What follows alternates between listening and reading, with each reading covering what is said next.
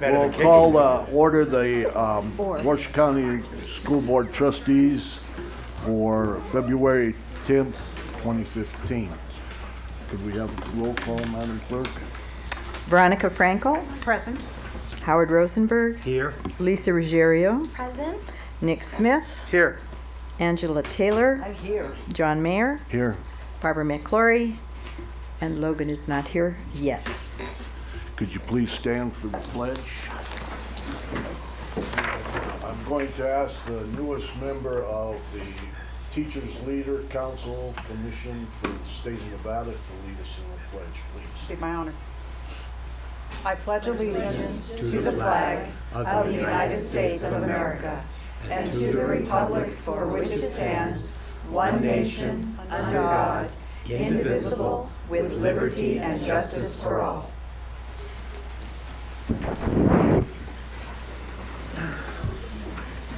I might emphasize that that's one of the most important commissions in the state of Nevada. It's a statewide commission that is going to, well, they have been, but Veronica's a new appointment along with some others to discuss teacher evaluations and school matters and that, and we're so happy to have you on that commission. You'll do a wonderful job. She was appointed by the governor last week, I believe. Thank you. Okay. Action to adopt the agenda. So moved. Second. All those in favor signify by saying aye. Aye. Opposed, same sign. We do have one public comment. Bill Horn of Reno, and it looks to me as though you're talking for a group. For the record, Bill Horn. And to put it into perspective, I'm the co-founder of Incline Schools Academic Excellence Foundation and its former chairman. And I wanted to speak today about two issues. One is that yesterday the governor mentioned that he is going to start. Are you speaking as a group or I'm for speaking yourself? for myself. Okay. That's why I said, to put it in perspective, the former chairman but the co-founder of the Excellence Foundation. Okay, then you'll have 3 minutes. Okay, well, thank you. Yesterday, the governor, at least what I could read, decided he's going to start holding NDOT responsible for traffic lights and all the things that are necessary. The 13 years that I spent up at Incline Village, there is, in my opinion, a very dangerous intersection. It's Southwood and 28. And it's either a statement or a question to you: is somebody from the school district going to get involved when making sure that this site gets looked at? The site that is proposed in the newspaper that they're going to work on is the one that's by Rayleigh's, and the reason that that site's going to be worked on is there were 2 deaths, I think 2 or 3 New Year's Eves ago. The second thing, and I from the newspapers understand that there's really nothing you can say, but I am curious as to who is going to speak for the high-risk schools in the Washoe School District that possibly could be under the guidance and direction of your former superintendent. And since you're not able to say anything as to what was good, bad, or indifferent about him, I'm particularly concerned as a grandparent of children who live in Reno, Nevada, is to if they were to fall into a high-risk school, are you going to have anything to say at the legislative level or anything to say about who's watching over our children in the future? Thank you for your time. Thank you very much for your remarks. That's all the cards that I have. Or is there anyone else wanting to speak that didn't fill out a card? Seeing none, we'll go on to the agenda, which happens to be a closed personnel session. I'll entertain a motion to go into closed personnel. So moved. Second. It's been moved and seconded. All in favor signify by saying aye. Aye. Opposed, same sign. So carried.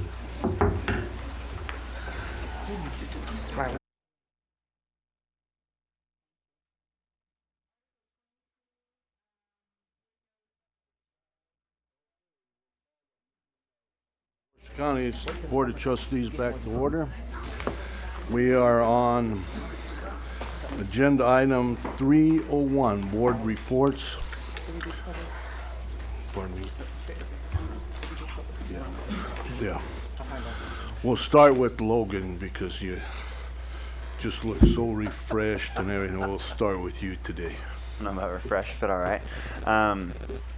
The only thing I really need to report is that last week there was the SAB meeting, Student Advisory Board, and we are partnering with the Office of Accountability, I really want to say it is, on the Student Data Symposium. It's a counterpart to the Data Summit that's this Friday, and hopefully it'll continue on to be a yearly event, and it'll present the same information that the trustees are presented so that you're getting both sides of the spectrum, adult perspective at the Data Summit and then student perspective at the Student Data Symposium, so that the trustees can better interpret what they're seeing. That's excellent too, and you do such a nice job on that committee. You'd be commended for that. You run a good meeting, and you guys are exciting, and it's fun to just come and sit and watch because you guys have so much energy and you're doing such neat things. So keep up the good work. Thank you. Lisa? I'll make my we just had a couple of community meetings that Irene set up last week, and I think those are going very well. So we're reaching out to key stakeholders in the community and having some great conversations, and they've been very enjoyable so far. So thanks to staff for doing that. Okay. By the way, Lisa Ruggiero is now the vice president of NIAA, and they're going through a search for a new executive director for that commission. So if you have any ideas on what they should be looking for or any of those type of things, just email Lisa. Yes. And she'll be glad to see that gets put into action or at least discussed. Thank you. Okay, Mr. Smith. So in addition to community meetings, we got to go out and see the transportation yards. So we got to go to the one in the North Valleys and the one in Sparks and kind of see what we're doing, talk about the numbers, look at the new buses. Got our hands a little bit dirty doing a bus inspection. It was a ton of fun, but those guys work really hard to keep our kids safe and those vehicles safe and the public safe. So anybody here from transportation, thank you for what you do to make it all go good. Went down with Tracy, and she was able to let us go see their hub and spoke system in Las Vegas, as well as their version of AACT, which was a fantastic time. Some things that we can learn and maybe bring to our district, and some things that we definitely don't want to bring to our district. Right. So that was what we did. Right, it's just as important to do that. Dr. Taylor. Okay, just ditto on what's really been said. And really enjoying going to the Student Advisory Board, meeting new kids every time, and just their energy and talking about what they want to do. And I love the fact the little icebreakers that we have all the time, because that's how you really get to know the kids. So that's been awesome. Got a chance to be on that trip to Vegas, and I will agree with Trustee Smith. Certainly some things that we want to do, and some things, I tell you what, you start looking at their transportation system and all that they have going on, and all the kids and all the geography they have to cover, and you will come back to Washoe County and feel like we are blessed. That we're absolutely blessed. And then still involved in those community meetings, so keeping us going. And Dr. McClure. Well, in this community being as small as it is, I agree with Lisa and with everyone that those community gatherings have been very, very good for all of us to reach out to the community members and for them to talk with us about moving forward after what occurred this last July. So I feel very positive about all of those.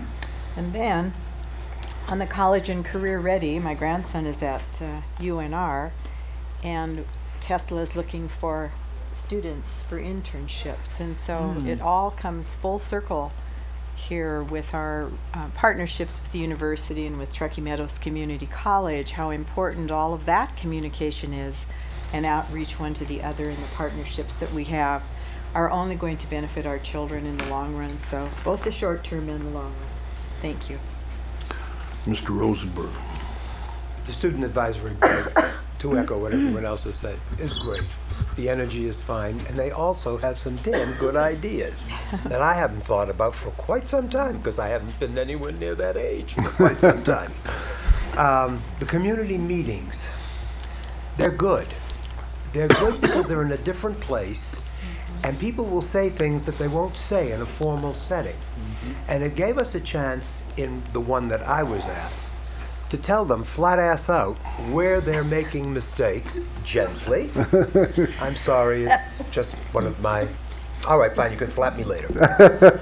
In any case, it was very, very good. Two people who are very active in education got some things cleared up that needed to be cleared up.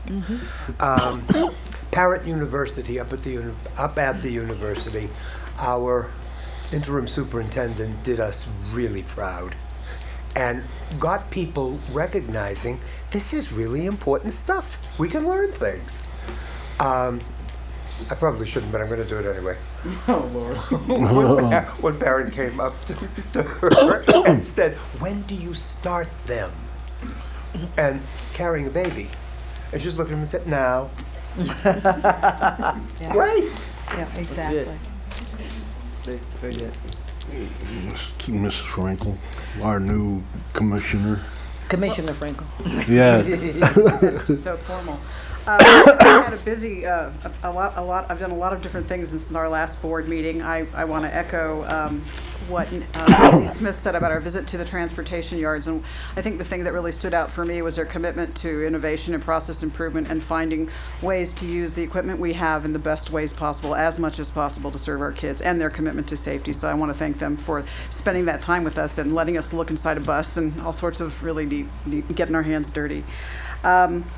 I also attended a meeting with Action and a couple of our staff from Parent Engagement to talk about the home visit program, and what really I was really moved by was the partnership and the openness and their support of our project, and it was really their idea and their great support for that program, and some ideas for expanding it and strengthening the work that's being done already.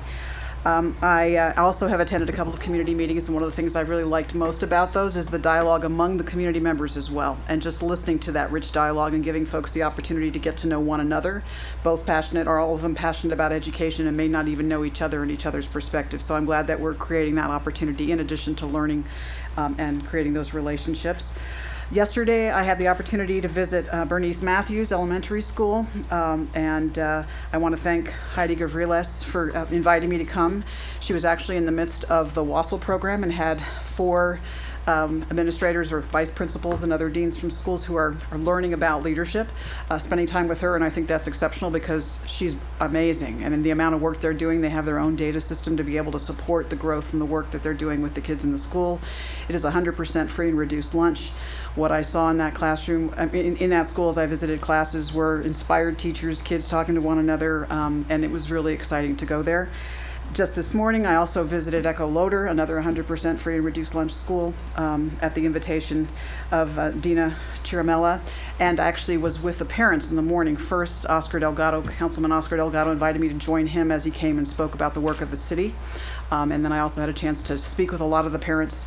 And that school is also really, it's a 2-star school, but there's a lot of great work being done, again, due to the leadership of a new principal. Both of those principals of those schools have only been there less than 2 years each. So there are schools in transition, and I see a lot of promise and progress going on in those schools, so I was really glad to be there. I do want to mention that the Teacher and Leaders Council, they don't waste any time. I'll be at my first meeting next week, so I'll have more to report on that at our next board meeting. And I also have my first Regional Planning Governing Board meeting this week, so I'll be representing as a liaison to that board. So I'll have more to report on that at the next meeting. Boy, you better slow down and take a breath before your next rounds of meeting. But Echo Loader, I have a friend whose kids go there, and they've, through the help of the community, have done book collections, and they give books to the families to take home, and some of them that have like 3 children have up to 100 books at home, and what a good project that is. So that I echo Well, if I can add, I want to say how impressed I was with the level of parent engagement at that school. We had 45 parents at the parent meeting this morning. That's amazing. I mean, I haven't seen that at too many parent meetings. Wow. They also have 3 meetings a year with parents, individual parents, about each student's progress based on their MAP testing. They have a 100% contact rate and communication rate with their parents. And they are a walk to school. And so when I got there, it was 8:30 in the morning. Everybody was walking their kids to school. I mean, there's a real sense of community in that school, and I was really pleased to be there. That's great. Mr. President, let me add, I forgot to add this. For the board, there's a neighborhood, I guess I should say, a neighborhood publication called The Good Life. I do think they do 3 different versions of it and 3 different divisions or areas of town. One of them is out by where I live, actually where myself and Trustee McClure lives. So I was featured in that magazine. That's not the issue. The issue, though, is that I was invited to make a regular contribution on just what's going on in the school district. That will be printed in all 3 of those neighborhoods. So I've been in contact with the communications team here on how we best utilize that to continue to tell the story of the work that's going on with our staff, our kids, and as a board. So Great. My report, I have a lot to say, as usual. I went to Billinghurst Middle School, and they have really got neat programs, but the one thing I really wanted to see, because Washoe County was mentioned in the Lawrence Hall of Science newsletter from the University of California on the using of the science kits, and these science kits were developed at the Lawrence School of Science, and they're in a box and they're all self-contained, and they have some combustible used material that you can go to Kmart and get cotton balls and the things that they use. But the thing is, there's a text that goes along with it that the University of California has developed, and it is a true integrated curriculum, because they do their science and their math and their writing and their English literature through the kit, and they're not that expensive, depending on what they have. But what Billinghurst has done is they have one teacher teaches the kits and that, and then they have another one, and they switch around. And in talking to the kids, they're just so enthused about science. One kit is earth science, and I forget the others, but I was talking to them, and they just are so enthused about that. And then next, I went to Truckee Meadows tomorrow. I was, I guess, the MC, the hostess with the mostess, or something like that. But it was 3 people of the community, and they all represented different things. And one of the speakers happened to be our interim superintendent, Tracy Davis. So I got to introduce her and the other ladies. And one was from the public library, and the other one was from United Way. And it was just a really nice evening, and Tracy did such an outstanding job. And people came up afterwards and says, "Boy, she's a firecracker, isn't she?" And I says, "She sure is, because she's doing such a fine job, and she represents the board well in everything that she does." And that was a great evening, and I appreciate everything you said too about schools. So now to the interim superintendent's report. Well, I'm going to make mine kind of quick. Trustee Franklin and we did our first supercast, so she was introduced, and so her supercast will be out pretty soon. I had my first testimony at the legislature about bond rollover, and hopefully they remember that the ceilings are crying, right? Yes. ceilings are crying. It was really good, though. Chief Pitts has an advisory committee of his leadership people. I went to his advisory meeting, and I think this kind of speaks to what we've all talked about today. It was a data meeting about 360, and we actually showed data about how kids were doing with the improvement of their program reading and relationships. So you're looking at social emotional learning and reading and their peer mentors and how well we actually track the kids and use data and look at map testing. And everyone in the room except for me was not an educator. So we had all the local business people, we had police officers, and we talked about why this is important. We talked about every child by name and face to graduation, ties into our early literacy and like all the pieces we're doing, parent engagement and how we work. So it's just nice to see 2 weeks of all the things that we talk about in our district, in our school, in our Envisions plan come together and how we are all reaching out and people are working together for students. And then I just want to say at Sparks, I was at Sparks. All right. And, well, I was at a couple of schools, but Sparks most importantly, and I don't know how many of you know about the CLS programs, but they are great. But so they're working on social skills, and I met a gentleman, he shook my hand and he goes, he was charmed to meet me. But if you know about CLS, so why that was so special. What's CLS? Yes. Tell the audience and some of the trustees may not know what CLS So stands they for. are students with special needs, and they have various disabilities, and so they really work on some very basic social skills. And they were doing lunchroom and how to talk to people, but it was nice because everybody put their hand out. But he was like, charmed to meet you. I'm feeling special. I think that's great. And you know, that program's so good. It is. Because once the kids graduate from high school, they get them employment in the community. One of the big employers of those kids is McDonald's, and I enjoy seeing how far they've come. And they're almost like the old greeters that used to be at Walmart, because they say hello to everybody even though they don't know them. So it is a great program. That's good. Okay. Okay, very good. It just shows we're really busy, and I was out on a couple of the gatherings too, and that's great. We'll move now to consent agenda items.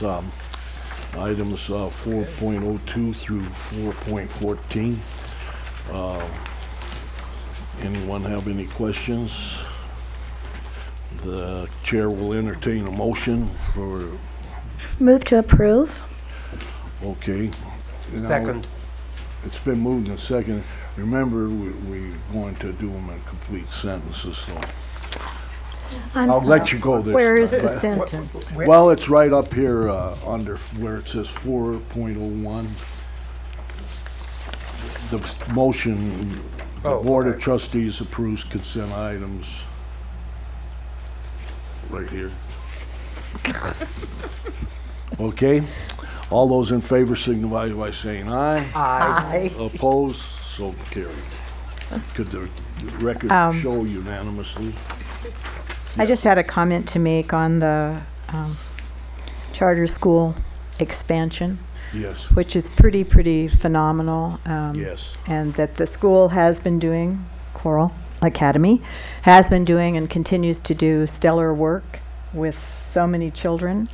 And I'm pleased to say that that was one of the items that was approved today on our consent agenda. And thanks to staff for all of their hard work and working with that and all of the paperwork that came in. And You know, it looks like they have probably 10 kids out there in the car to carry all their materials in for them, because they all got massive paperwork there. yes, I don't- exactly. But you guys are doing a wonderful job. Keep it up.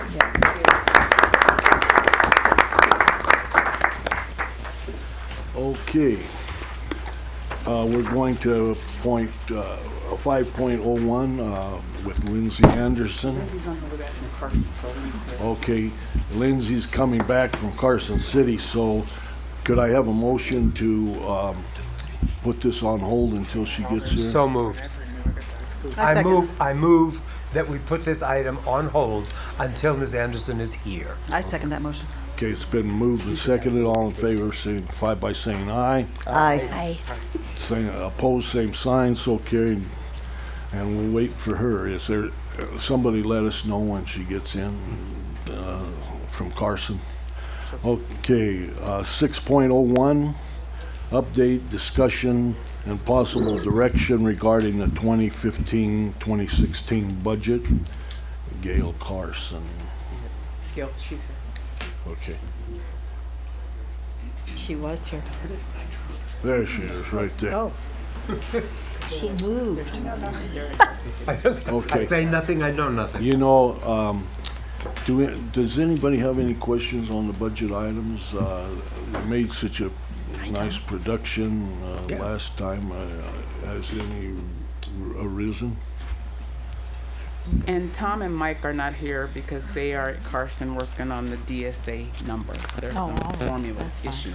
Well, Okay, well, If there's anything comes up. Is there we'll- anything new that we? yeah, and there's no action required on this agenda. Did you have something that's burning in your brain you want to say? I do not, Mr. President. Okay, then we'll just call it a push. Thank you for being here. Thank you. Thank you.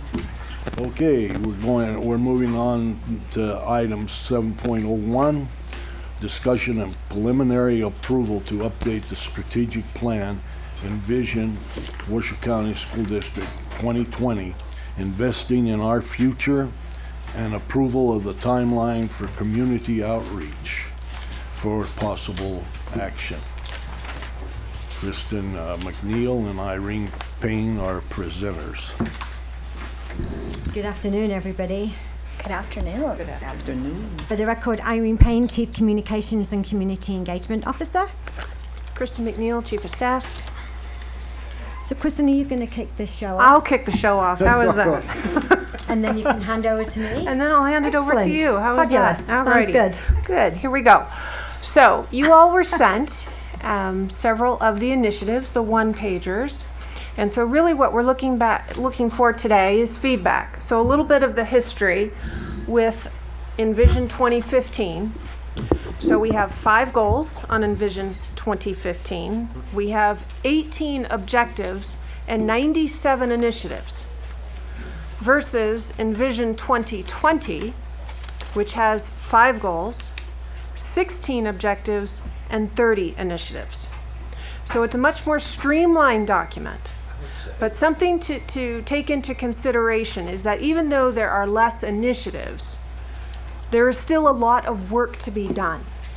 And some of the what we call one-pagers that you all have received, which is a description of each one of those initiatives, there has been some shift, there has been some changes.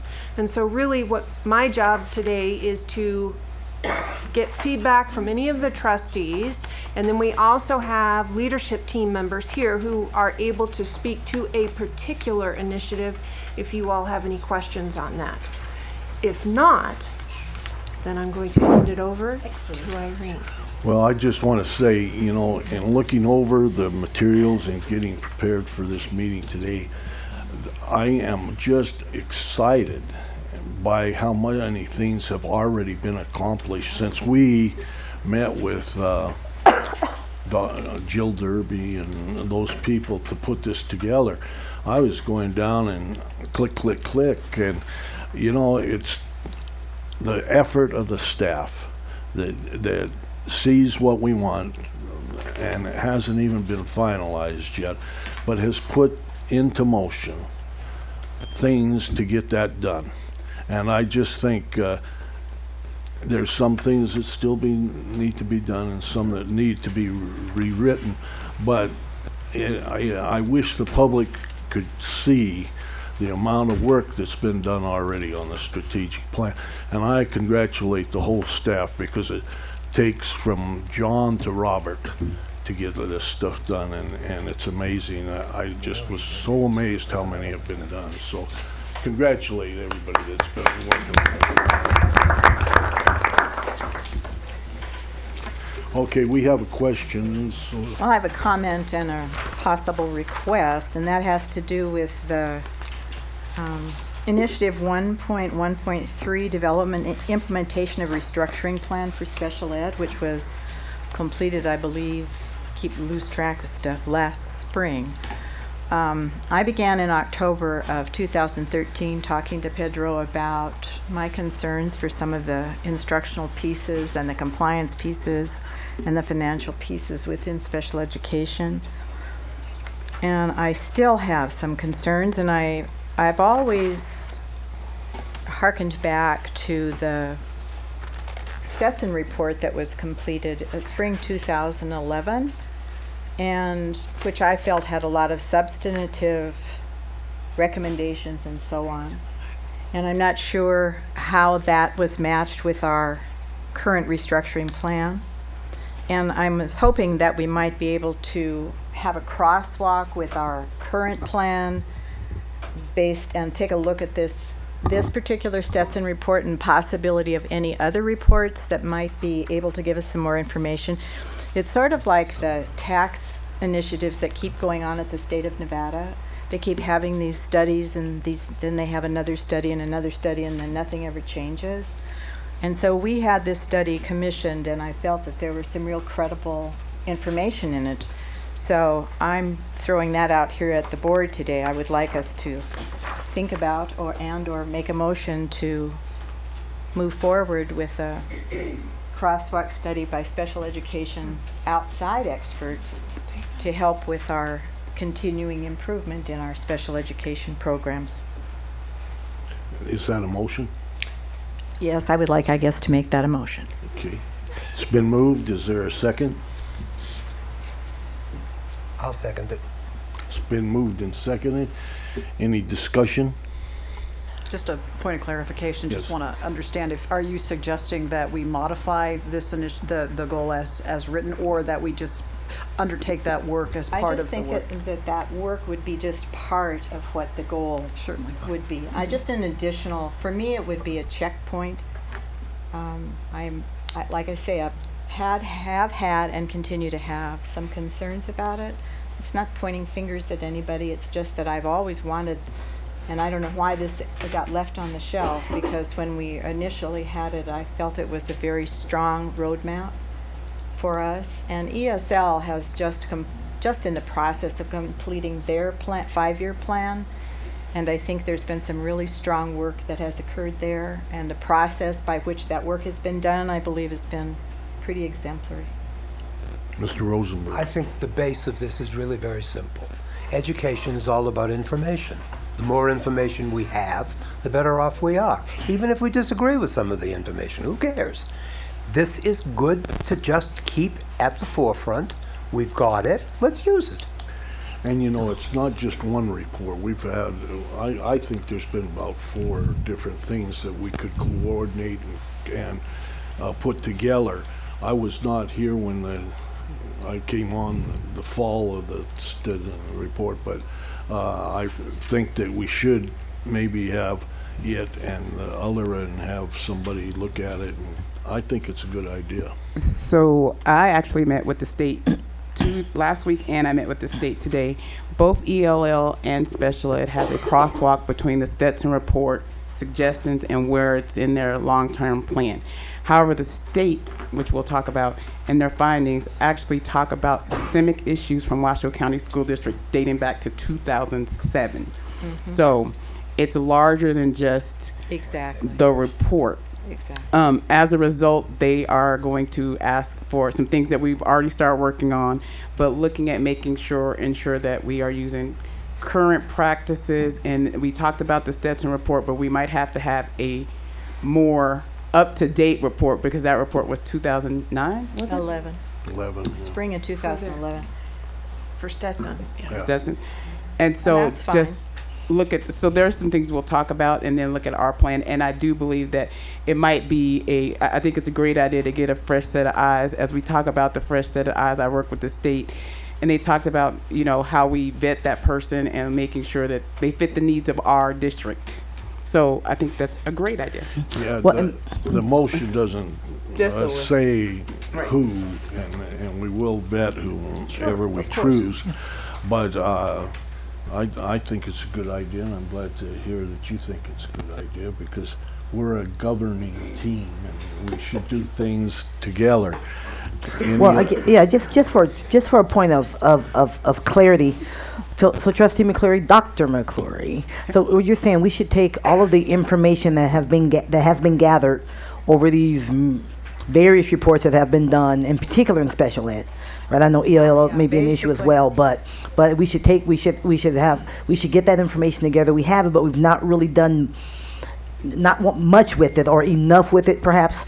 and put all that information together, line it up with the Stetson report. So some and things we have done well, and there Okay. are other things that we have not. So we I haven't wouldn't- thoroughly initiated some of those things that will probably will help us make us stronger, close some gaps, cover some blind spots, whatever the case may be. So we've done some things, but certainly there's still more work to be done then. And this is just from my own background as a new Right, trustee right. to just kind of get my arms around this whole thing. So we should take that information that we've received over these past few years from 2011 on, and put it with, I guess, a standard is the Stetson report. Do I have that Yeah, understanding? and I think with a caveat that you have to remember our district, because they make the report based on national standards. We might not can do class sizes of 10 to 1. Right. Okay, I mean, there's no question. I mean, no. Yeah. I would never say take somebody's outside report and do all of Right. it. I don't mean it like that. But those things that we should be doing to make us better, and even if that may mean getting new data, a new analysis, because maybe there've been several years, Right. and have someone maybe on the outside that specializes in this, knows our district, meets whatever criteria will be appropriate to help us say, okay, this is our plan, and let's begin to go to work on this. Right. Did I kind of coin Right. that to? And not only that, but what Tracy has brought to the table today, I think, pretty much affirms this position.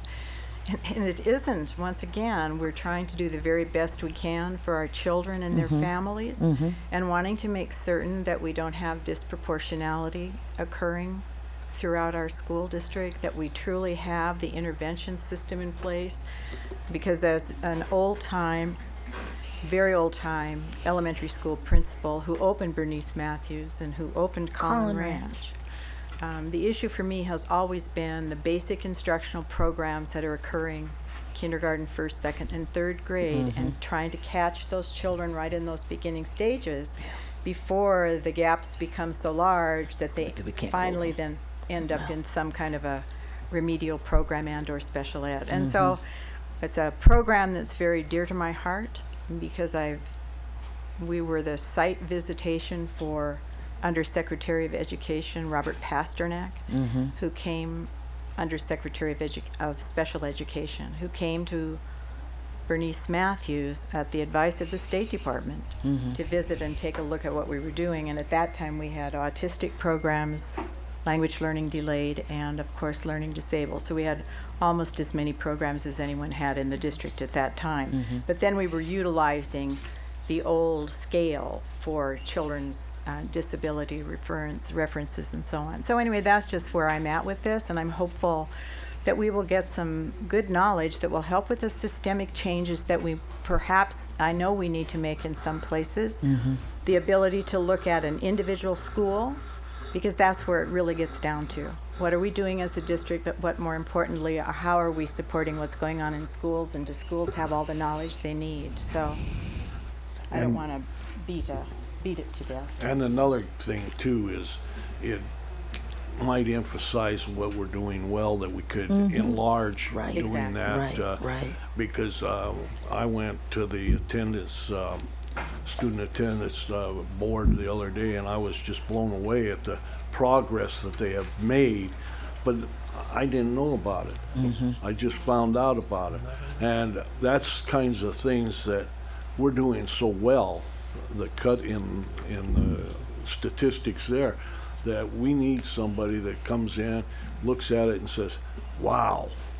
You know, because there's so many things that we do well and we don't get recognized for that. So And maybe they can be duplicated in other places. that's with right. Things that we excel Take at. it You from bet. this school and duplicate it over here or whatever. So Okay.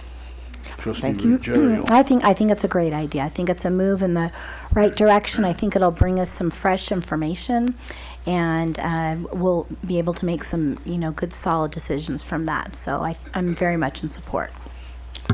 Okay, anything else? President Mayor, can you restate the motion just for the record, please? Could you? I make a motion that we hire an outside consultant or consultants or an outside agency to come in and look at our special education program with an eye towards making substantive improvements as we move forward for the next few years. And it was seconded. It was seconded. May I speak just Sure, very sure. quickly? I think that's We have a great deal of talk around the community about special education. We don't talk near enough about the successes that we've had, which have been very, very substantive. I am, for the first time in 54 years, having special need kids in a college class. Oh, And so far, so good. They are teaching me more than I'm ever teaching them. They can do one whole hell of a lot. And it's wonderful to see. So, again, as Dr. McClory said, pointing fingers at nobody. We've been successful with a great deal. We could do better. Yeah. And see, Awesome. things like that are what you just are talking about.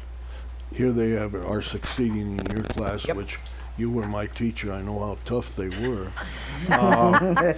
He was my And so teacher, we too. should look at all this and see, and it's great. I was Any 12 more when I discussion? started. Yes. I would just say that we utilize the report that we will be receiving from the state as a correction action to drive the decision of what we need, because that is how we will be held accountable with the state. All right, Yeah, that's great. great. Okay, ready for the question? All Yep. those in favor signify by saying aye. Aye. Opposed, same sign. So carried, and let the record show unanimously. Okay, Oh, we're not finished. No, we saved the best for last. Hey, Oh, I'm sorry. I'm not finished. The daughter, I okay, am not. the daughter from across the water That's me. The daughter from across the water. Yeah. would like to give her report. No, I'm not finished. Oh, I'm not finished. but wait, Yes, there's you are, more. only you don't know it. I know, that's true too. I just have a question about where are we on the autonomous zones?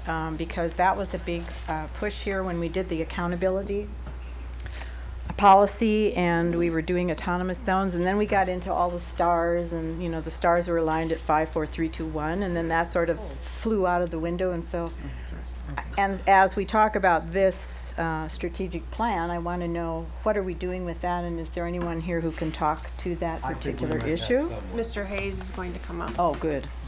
Thank you, Ben.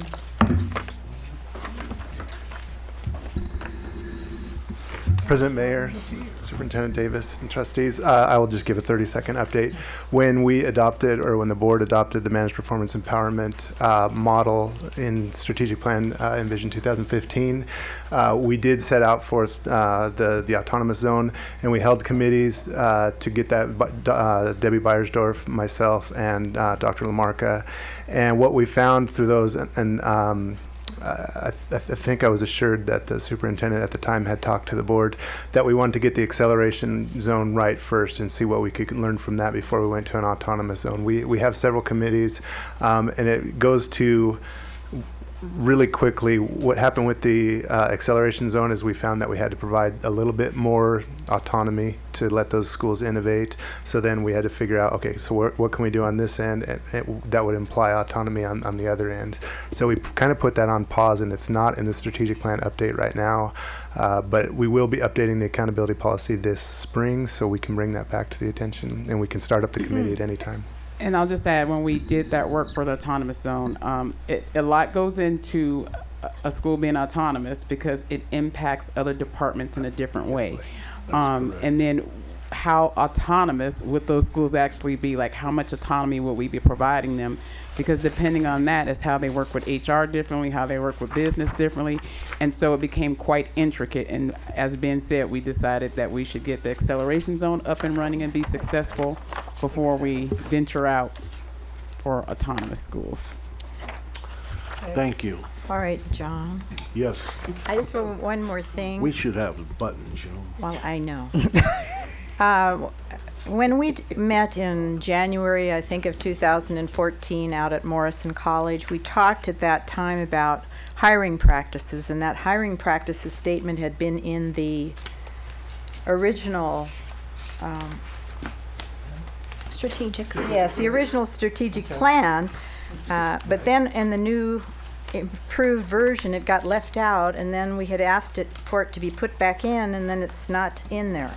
So I don't know why that is, or if it's just an oversight, or if there's a reason why This was the statement that was in the original document. All hiring processes will use rigorous criteria and a transparent, streamlined system with clear, concise posting that are accessible to all interested individuals and will include electronic forms, simplified searches, and saved search updates for candidates. So I guess what I'm asking here is there a reason that's been left out or what? The reason why we don't have that in there now is because that's already in place, and we do have the processes outlined and the process maps outlined for our hiring processes. It's not that we couldn't include that to be still a part of it. It was just one of the initiatives that we had already done, so we didn't include it as we move forward. Well, as I think back to that, and I certainly appreciate you clarifying that, but we also had some issues on hiring people without there being posting going on, and I think that had to do with some issues that had presented itself here at the school district, that we were trying to do something different, and so we moved forward without any thought to whether or not everyone had an opportunity to apply for different things.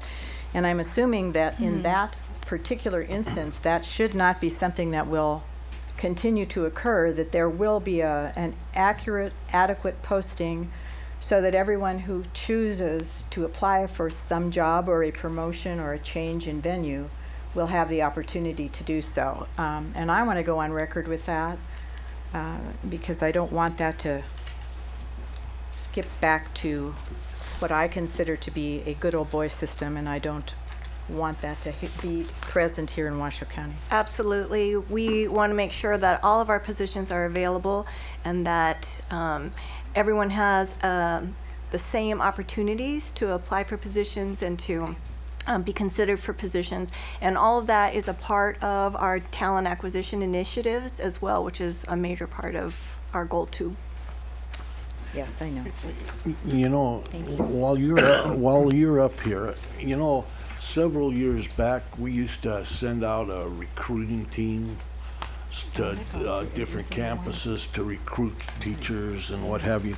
And with the shortage of teachers in special ed, for one, science, mathematics and stuff, I think it's time that we organize that team approach to go to not only minority colleges but all colleges to try and recruit teachers to come to Washoe County. Minorities sure would help, but I you know, remember how we used to do it in the back in the days? I think it was groups of 4 or something went to these different schools. Could we look at? We have that, President Mayor, so thank you for that, because we do have a recruiting calendar where we're going out to different job fairs, different colleges and universities, and actually different places, because we were looking at also alternative routes to licensure. If you have a bachelor's degree, you still might want to go into teaching even if you didn't go through a traditional program. And we have teams including administrators so that we can recruit candidates and be able to have early offers. We worked with the WEA to be able to have early offers of employment as well. We have diverse colleges that we're going to, and we have working with communications, we're also putting together kind of a marketing campaign around all of that, because I just came back from the Council of Great City Schools, and across the country, that's what you're hearing about. Not enough completers out of teacher ed programs. You have to look at alternative sources for our teachers now, and everyone is in the hunt for more teachers. So well, and with these big high-powered companies locating in northern Nevada, a kid sitting up at UNR that's good in mathematics gets an offer of over $100,000 at Tesla or Switch or something. He's saying, well, I really like to be a math teacher, but this sure sounds great. And bye-bye Washoe County School District. That's right. There's a lot of competition out there for us, and we're also coming out of a recession where there are a lot more opportunities for folks, and so that also impacts our recruiting for teachers. Could maybe you send us as individual trustees that recruiting calendar? Absolutely. So that we know what's happening, because I'm glad it's happening, but I'd like to see. It is, and I believe it's posted on our website, but we'll make sure that you also Oh, get that. okay, We'll put it in the superintendent's highlights. okay. If you put it in the superintendent's highlights, put it there so we can find it. Also, I wanted to know, and I see Tiffany back there, perhaps the superintendent can answer this question. Where are we on the Grow Your Own teachers? We were looking at that as part of one of the other diversity plans that we had in place, and I don't know whether we are doing that or not. At that time, we talked about Future Teachers of America, which is like 100 years ago, but that was the concept. There you go, Dawn. Can I speak to that as well? Yes. Yes. So, as part of our Grow Your Own, we actually have a meeting scheduled tomorrow, but we did the interviews yesterday for our diversity scholarship recipients, and while we still have to finalize that, so I can't tell you exactly, but just know that we held interviews and we will be moving forward with regular ed and special ed diversity scholarship candidates, where we will help assist with paying for school in Wonderful. exchange for them teaching for us for 3 years or more. Wonderful. Wonderful. Well, this started in the we were talking about starting in the I'm the only element. one, but that's all right. Excuse me, sir. We were talking about the Grow Your Own starting at the elementary school, moving in through middle and high school. And that was the one that we had also talked about, particularly at the high school, so. Yes, we want to look at lots of different initiatives, because that's one of the things that we do know is growing your own is where we need to go, because we know that we're not going to have enough teacher completers coming out of those colleges and universities. So definitely want to work on that. And we want to look at other ways to bring employees who work for the district now and to become teachers in our district, as well as growing a pipeline through our students. Right. Great. And Dr. Dana Ryan is working with UNR, and we're looking at a CTE that is aligned to teacher education in our high schools. Oh, Which perfect. would be Yeah. fabulous. Perfect. You know- Yahoo. Thank you. Okay. Have you gone through all those? No, but sticky notes? yes, I have. Okay, you know, I would go all night on this, because this is refreshing. We're talking about what really matters instead of what kids are getting for lunch. You know, I mean, to talk about curriculum and all these things and what's affordable to kids, it's great. It really is. Irene? Okay. So I'm here in front of you this afternoon to talk to you about community input in the revised strategic plan, but I thought it might help just to kind of summarize what we've done so far for the new trustees and to remind the rest of us what we did, because it was last year. So last year, when we had the first revised strategic plan draft document, we held 2 town hall meetings, and it was at the end of April, beginning of May last year. One was at Pine Middle School and one was at Worcester, where we got the community and we talked about the 5 goals, and then we asked for community input. At the same time, so running concurrently with those town hall meetings, we had a survey that was electronic based. It was on the website, but we also actually printed copies of the survey, and we took it to libraries, community centres. So we really tried to distribute it throughout the community. So people had the option to come to a town hall or actually to fill out a survey. So on the survey, we actually had 266 people respond, and over 80% of the respondents said that the 5 goals identified in the draft plan were the 5 goals that Washoe County School District should be concentrating on over the next 5 years. And I did include in your board packet it's fairly comprehensive summary report of that survey that we conducted last year. So that's what we did on this document, but you know, time has passed. So I'm here to pose the question to you, is would you like to have further stakeholder input on this draft document before we actually move forward to consolidate it? You have 17 people who identify themselves as not working for WCSD. I think we gotta find a way kind of like our community meetings to penetrate a little bit deeper. Maybe we ask our PIFs in the schools to get involved in this vision of ours. Maybe we send representatives to PTO meetings. But 17, I mean, there may have been more at the town halls, but only 17 respondents.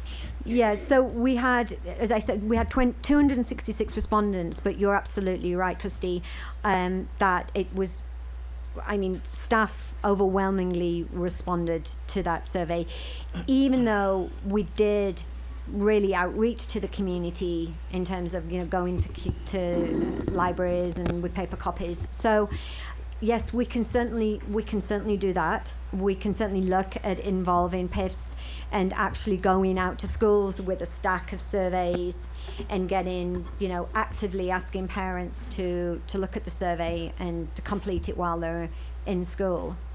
And then we could look at having another town hall meeting. So you have your budget work sessions coming up in, I think, the 5th and 6th of March. So we will organise a town hall meeting probably the week following or the week after that, so that within the 2 weeks of you receiving that information. So we need to go out to the community and share the budget with the community. So when we do that town hall meeting, we could have a double header in terms of talking about the budget and then talking about the revised strategic plan, because they are, you know, intrinsically linked. You can't have a strategic plan without the money to deliver on the strategic plan. And then I did think, as in terms of ongoing, as you trustees have your listen to learns with the community, where you sit in those smaller group settings, you could actually take the plan. We could give you copies of the plan, and you know, just engage in just informal conversation around, you know, do you think we're on the right track? What do you think we're missing? What, you know? So there are a number of options. There are a number of things we can do to get more input, but I will be guided by you in terms of what you would like us to do. I'm sorry. Go ahead. So then we'll have the hearings or town hall meetings on the draft, and eyeing that the input on that will be put into the draft, and then we'll vote on acceptance after we have these meetings. Is that the timeline? Yes, and I was thinking in terms of a town hall meeting, I was thinking of, and I will be guided by you obviously, but I was thinking of having just one town hall meeting, probably at Worcester, because that's the location where we get the more turnout. But yes, and then what we'll have at that town hall meeting is we'll have comment cards, and at the same time we'll have the survey and an updated survey on the website, so we can direct people to either, you know, go to the website and complete the survey online, or give us your comments and just hand the card in at the end of the meeting. So that's what I was thinking. But I mean, if you wanted to have more town hall meetings, I just find that from experience, unless we're cutting the budget, or, you know, we're cutting athletics, or we're making huge changes to the document, we don't get a lot of folks coming out. So I'm just trying to, you know, be kind of practical. If I may, I think that, you know, just based upon you know, where we are now as a board, and a higher level of community support, interest, and so on, and education, I think we take advantage of it. And if people choose to not come, I still think it's better for us to have said, even though we've done this within the past, you know, year, as you've said, we wanted to make sure that anybody that now, basically, that you were sleeping last year, you know, but now, so I just think I think we want to just be unreasonably reasonable, if you will, and just take this additional step, just in light of all of where we are and the efforts that we're making to reach out into the community. So a further opportunity. So we'll have another town hall, which gives folks a further opportunity. I love that, yeah. Yeah, okay. And then, Trustee Smith, the survey in terms of taking paper copies out to schools and getting PIFs to hand them out, or the reception area in the schools to get parents to complete them. Do you think, would you like us to do that? Well, it's my understanding that the PIF's job is to encourage parent involvement and family engagement.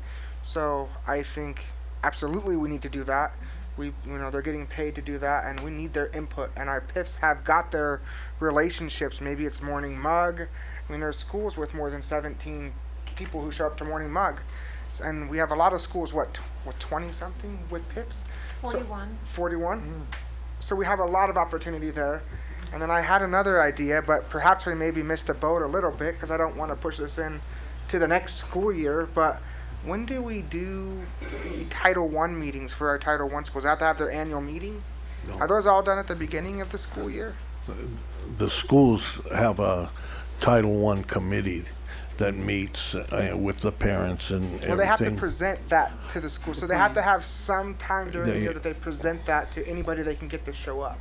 Right, Kristen McNeil, Chief of Staff. So with the Title I funding, the plan has to be tied into their school performance plan, Right. and that has to be tied into their Title I budget. And so typically when the principal is putting together the school performance plan with the area superintendent and the principal, we also have different types of funding sources within Title I. So they have their basic Title I plan, then they also have their initiative, their CRT initiative, their graduation initiative. So there's different types of funding sources. Well, what I'm trying to get to is, 'cause I know they have to let people know, parents know, they have to have their annual Title I meeting, right? Could we maybe, if it's not too late, try to get schools that are on board that still need to do that for the year? Maybe talk about, the 2020 I think we're plan. behind. That may Encourage be feedback. that may be possible for FY16, but Yeah. Yes, but we can't we're do that already this year. we're already Okay, into that's- the revisions for the budget for Title I for FY15. Okay. Okay, that sounds great Just- to me. Yeah, I have okay. one final comment. If we are going to use our PIFs to distribute the surveys, I'm assuming, but I just wanted to ask that we would make a copy both of the draft strategic plan as well as the survey in Spanish. Oh, always, absolutely, unquestionable. Yes. And it might be a good idea to have a meeting of those 41 people and explain it so that not one school's giving a opinion over here or something and the other's giving an opposite. Kind of get them on some train to do the presentation. Well, I mean, what we would do is we would ask the PIFs to get the surveys to the parents and then give the parents some quiet time to complete it. And it's a simple survey. It's not hugely time consuming, so it doesn't put people off with a big stack of questions. Okay. Yeah. Yes. During one of the gatherings that we had, one of the members suggested that perhaps we may think about going to the WIN meeting or going to the Chamber of Commerce or going to EDON, the EDON yes, luncheon. EDON or going to a Rotarian or whatever meeting and presenting the strategic plan and then trying to get feedback from them as well. I did think that when we launched the final document, we want to have a conversation around that at some point. But my thinking was that we would launch it around the beginning of the school year. So when we bring everybody together, talk about the coming school year, we could launch the strategic plan. And then I thought at that point, then we could have a roadshow where the trustees actually go out to the community, to the chamber, to different rotaries, to EDON, to WIN, and actually, you have a PowerPoint and have the document and actually talk about the goals and objectives of the school district for the coming 5 years. So I was kind of thinking that might be a good thing to do. Okay, very nice. That's good timing. Is there a motion on this whole presentation Is it needed? to accept the report and put into action some of the suggestions that were made? Perhaps the motion could be that we preliminarily approve the draft that we have currently for the purposes of additional community input and outreach based on the suggestions that we've just received. So I so move, if that's okay. Okay, yeah, it's written I down. second. It's written down here at the bottom, and I'll accept that as your motion. I second the written motion. Okay, it's been moved and seconded. All those in favor signify by saying aye. Aye. All those opposed, same sign. So carried, and with the recorder, please note that was unanimous. Thank you very much for your guidance. Thank you. Thank you, Irene. You Thanks know, for your work. I see, That's a lot of work. Thank you. I see Lindsay Anderson is back in, and we have about 12 minutes till we go into recognition items. Do you have enough time? Is it 12 minutes enough? Or can you? 12 minutes, depends on what you all. Oh, all right. You're on the timer. Let's go. That's a good answer. Thank you, President Mayor. Lindsay Anderson for the record. Gosh, I'm having IT problems, so I'm going to do this off the cuff a little bit, but excited to be here after the first week of the legislative session. I'll tell you, from my perspective, this session we sort of started off with a lot of just perspective, and I sort of want to take a minute to acknowledge the fact that we've had, a lot of really serious health issues in the legislature. Talk about Debbie Smith, and I know we're all praying for her and her safe recovery.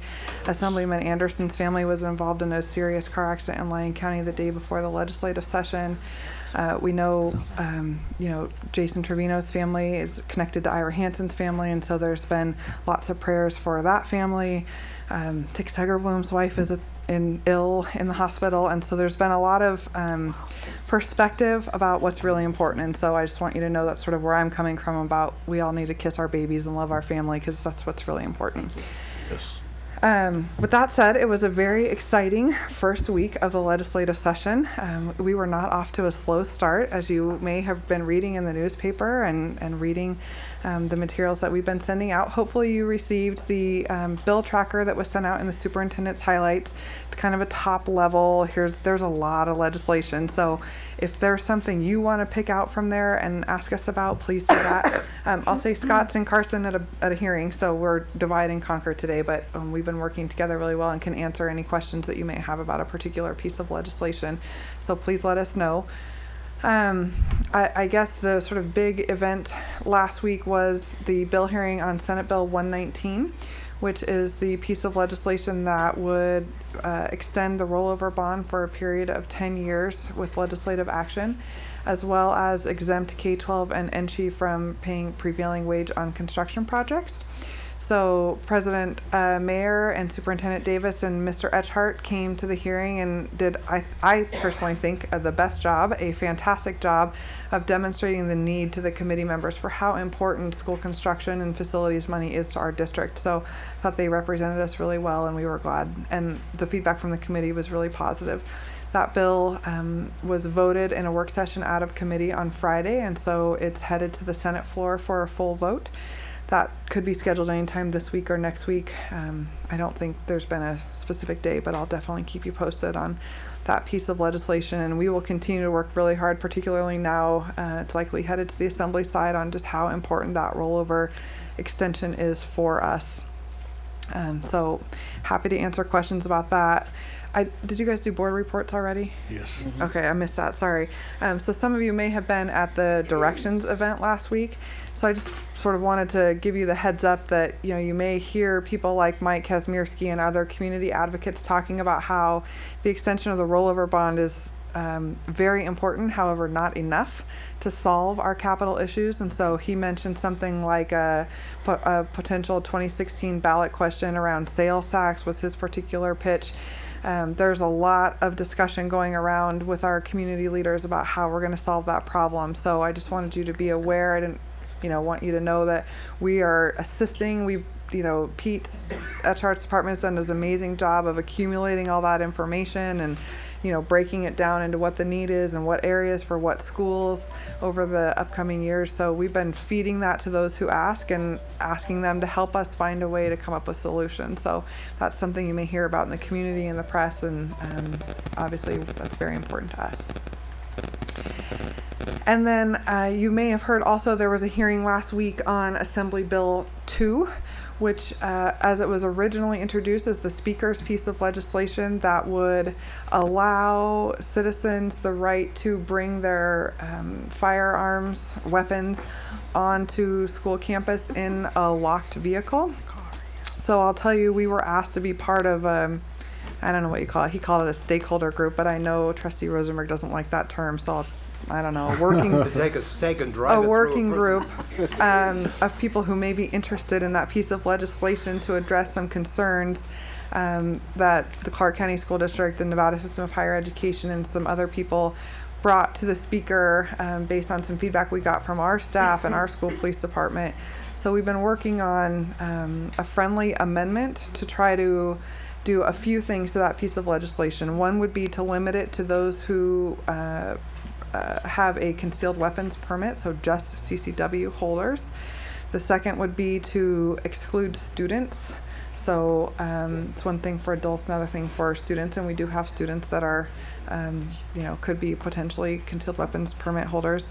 Would be to require that the weapon was in a locked container in a locked vehicle, so not necessarily just on the seat, for example, of a car, but in a locked container. There's a fourth one, and I don't have my computer in front of me, so I can't remember. But anyway, so we are working really closely. Oh, the other is to notify the principal, so that the principal is aware that that weapon may be on his or her campus in the parking lot. And you may have heard or read in the press that this really is the genesis of this bill from their perspective was an incident that happened actually in the Washoe County School District, and so they had invited us to the table to be part of that conversation. So I just really kind of wanted to let you know that that's happening. If there's feedback or comments that you want to make or guidance you want to give to me, that's really not part of our legislative platform. We've just been participating in the working group. We testified in the neutral on the bill, basically just saying we're trying to work together. So if there's comments or feedback you'd like to give me as a board, then I'd be more than willing to take that.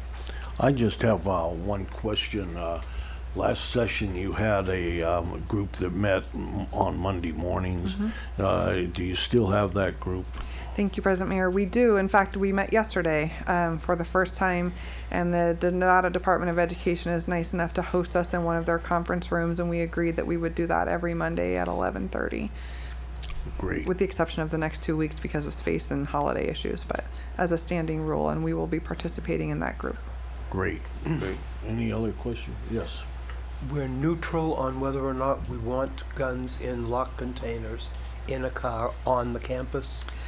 Really, we were in the neutral, Trustee Rosenberg, because we didn't have a position on that piece of legislation in our platform, and we were asked our opinion and basically said we are trying to work with the speaker and his constituents to try to get to somewhere where, we could ultimately live with it.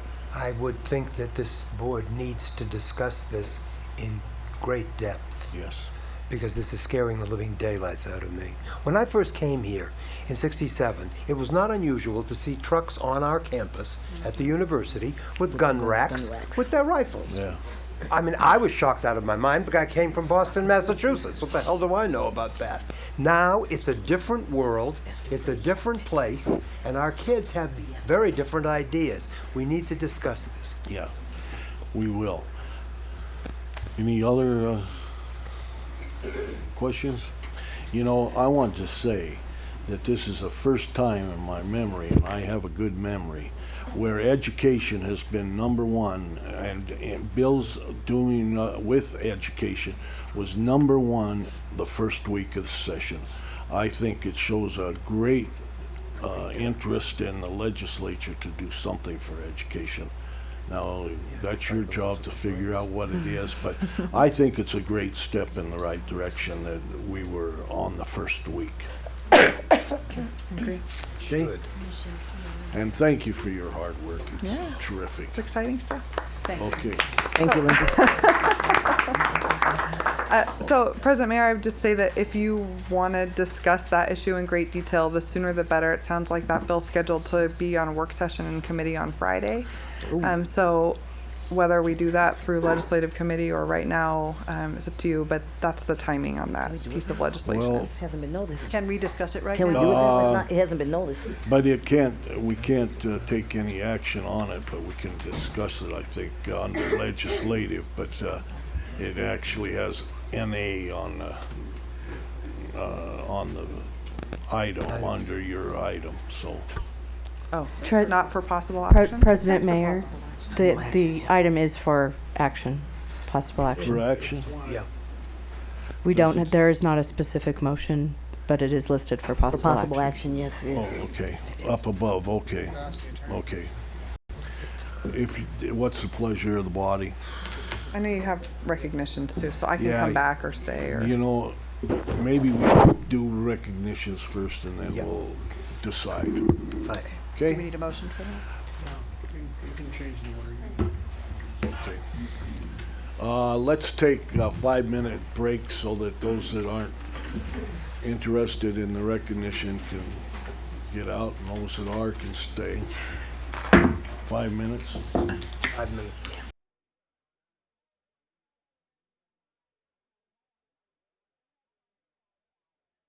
Okay, we're going to start.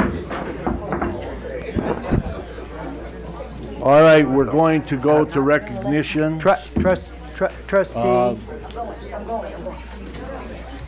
we have some water for you here. The first one is Class Act, and the presenter is Mighty from Castro, and she's from the assistant branch manager for United Federal Credit Union. Welcome. Thank you. Good afternoon, Board of Trustees. My name is Maite Castro, and I'm a branch manager with United Federal Credit Union. We're really excited to be a part of this program with the Class Act and the Excellence in Education. This afternoon, I'll be presenting both awards. First, I'd like to present Ms. Sue Denning, who is the principal at McQueen.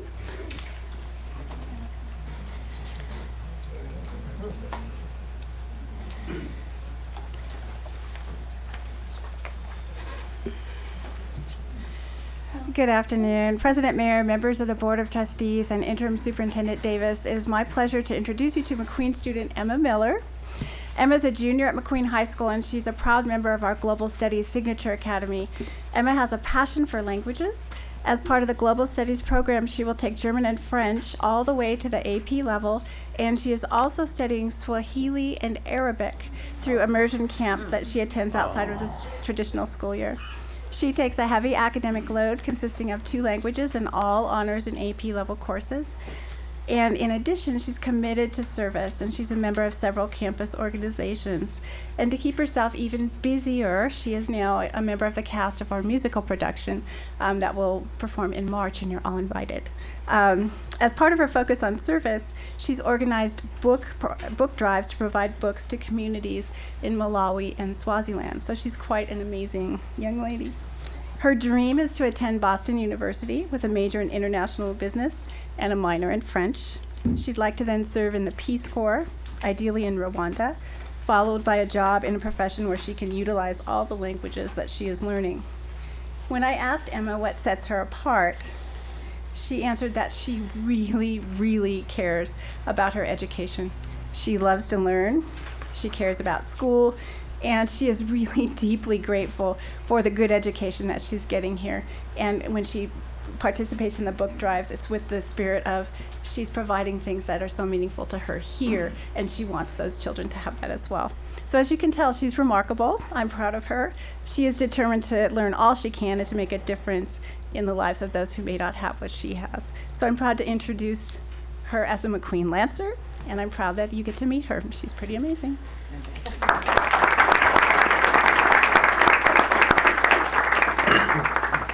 Hi. Hi. How are you doing? I'm great. How are you doing? Good.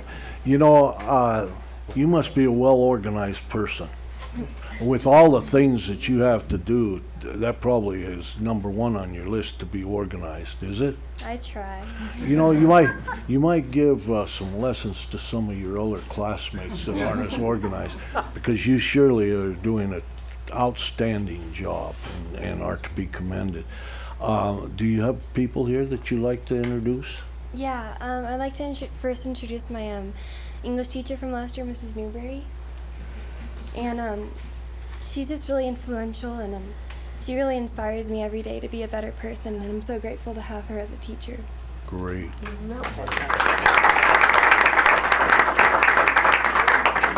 And I'd also like to thank my mom, because she supports me every day. And Stand up, I can't see you. Okay. she supports me through everything I do, and without her, I wouldn't be the person I am today. So Well, thank that's you, Mom. wonderful. I love you. And that's all. That's all? Yeah. That's all. That's enough. We will have a proclamation. Veronica will read the proclamation.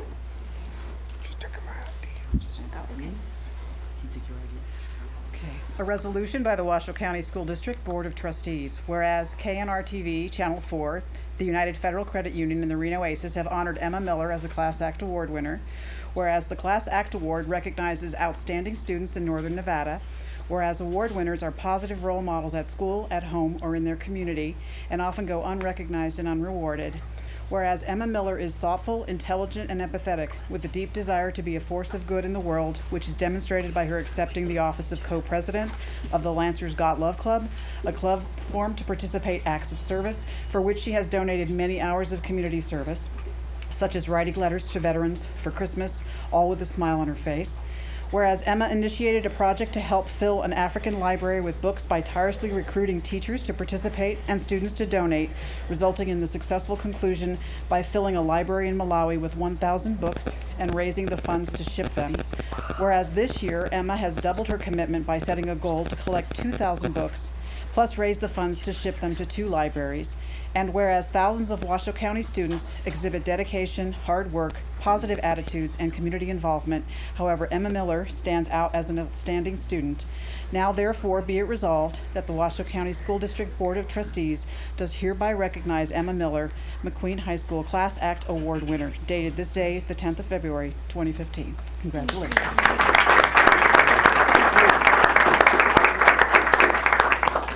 We'd like a picture with the people that came with you.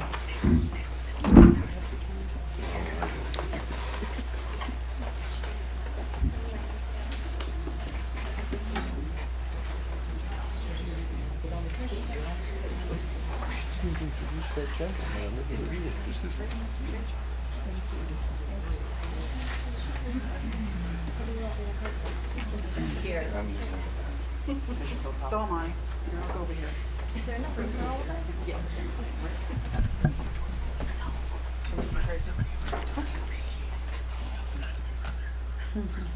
On 3. 1, 2, 3.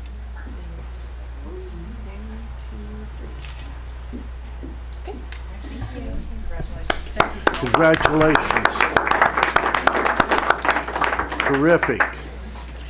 I don't have to say keep up the good work. I know you will anyway.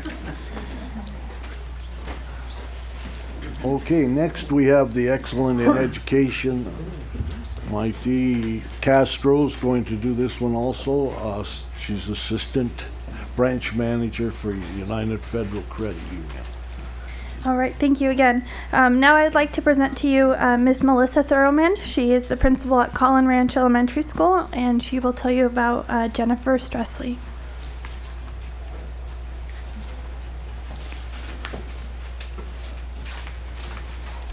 Good afternoon, Superintendent Davis, President Mayer, and Board. I would like to present to you Mrs. Jennifer Stressley. She is currently a second grade teacher at Collin Ranch Elementary School. And I'll just share a couple of reasons why she deserves this award. First of all, last year, Jennifer and I had a conversation. This is a data-driven piece of information. We had a conversation about raising rigor and really pushing the second graders that she worked with to become better students. And so I really challenged her to just look at some new things and do things a little bit differently. And at first she went, well, okay. And so I'm proud to present her today and say that almost 80% of the students in her classroom met and exceeded their projected growth from the fall to the winter on the current MAP test, which is great because at a school like Collin Ranch, making growth is probably one of the more challenging things that students and teachers have to work toward because most of our students are already high achieving. So 80% exceeds the school performance framework goal of 75% of our kids making growth. So congratulations on that. That's a really great honor. And not only is Jennifer a good teacher and she has heart for academics and wants her kids to learn, she has heart for who they are as people. And so I think that's probably an even bigger reason that she's deserving of this award. She's always willing to take things on. Last year I said, would you mind taking on 2 or 3 of the 6 strategies autistic students that we have in second grade? And she said, okay. And then a little bit later, I came to her and I said, and how about if we also give you an aid to work with our visually impaired student in 2nd grade? And she said, okay. And she just has that kind of an attitude, which I think really marks someone as being an excellent teacher. And she truly has heart. Earlier this year, one of the little boys in her class lost his father. So over winter break, I went and picked her up and stole one of her days of vacation to go over to this little guy's house and just give some gifts and share some love. And she was excited to do that. And that's who she is. That's her character. That's who she is as an educator. And she's just a sweet, kind-hearted, loving teacher. So you definitely deserve this award to mark you as being an excellent educator. So.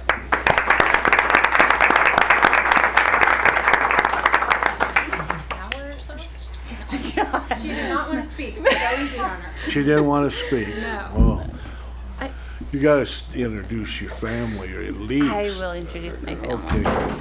Okay. I'm still lucky enough to have my parents, my dad and my mom, my sister, Karen Russell Lance, and my husband, and a dear family friend, Paula Ward.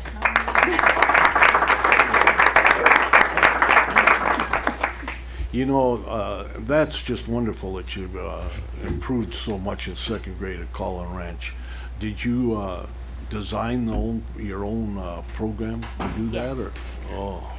And you're sharing it now? It's a lot of trial and error going through and figuring out, and it depends on the student too. You know, what works with one won't necessarily work with the other, so it's really highly differentiated. Well, you are to be commended for what you do for students, and it's people like you that make the hearts of students that you come in contact with grow bigger, and I thank you for what you do. Thank you. And they're going to have a resolution by Mr. Mike Smith. Nick. Oh, Nick. I have a friend named Mike. Mike's cousin. Yeah.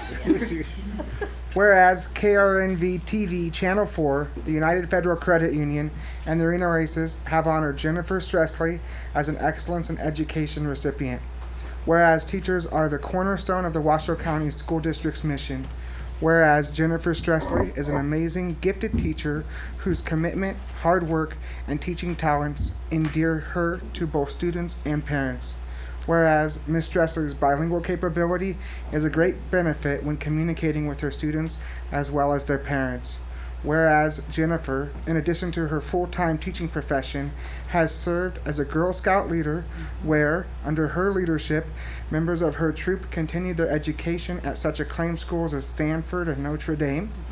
And whereas excellence in education, excellence in classroom instruction, and thoughtfulness towards students and their families should be recognized and valued throughout the community. Now therefore be it resolved, the Washoe County School District Board of Trustees does hereby recognize Jennifer Stressley of Collin Ranch Elementary School Excellence Education winner. Thank you. Thank you. You know, I do have to say, though, I got a graduation announcement this morning from one of my former Girl Scouts. She's graduating bioengineering at Stanford. Oh. Yeah. Oh. Yeah. The other one I can't pronounce the degree of. So I'm working on that. The one in That's Notre Dame. wonderful, wonderful. Fantastic. Nice job. Nice job. Your family get up there. Yeah, I did. I didn't ask, I just told her. Amanda's. Very presidential. That's right. Where's that gap? And where to get those snacks?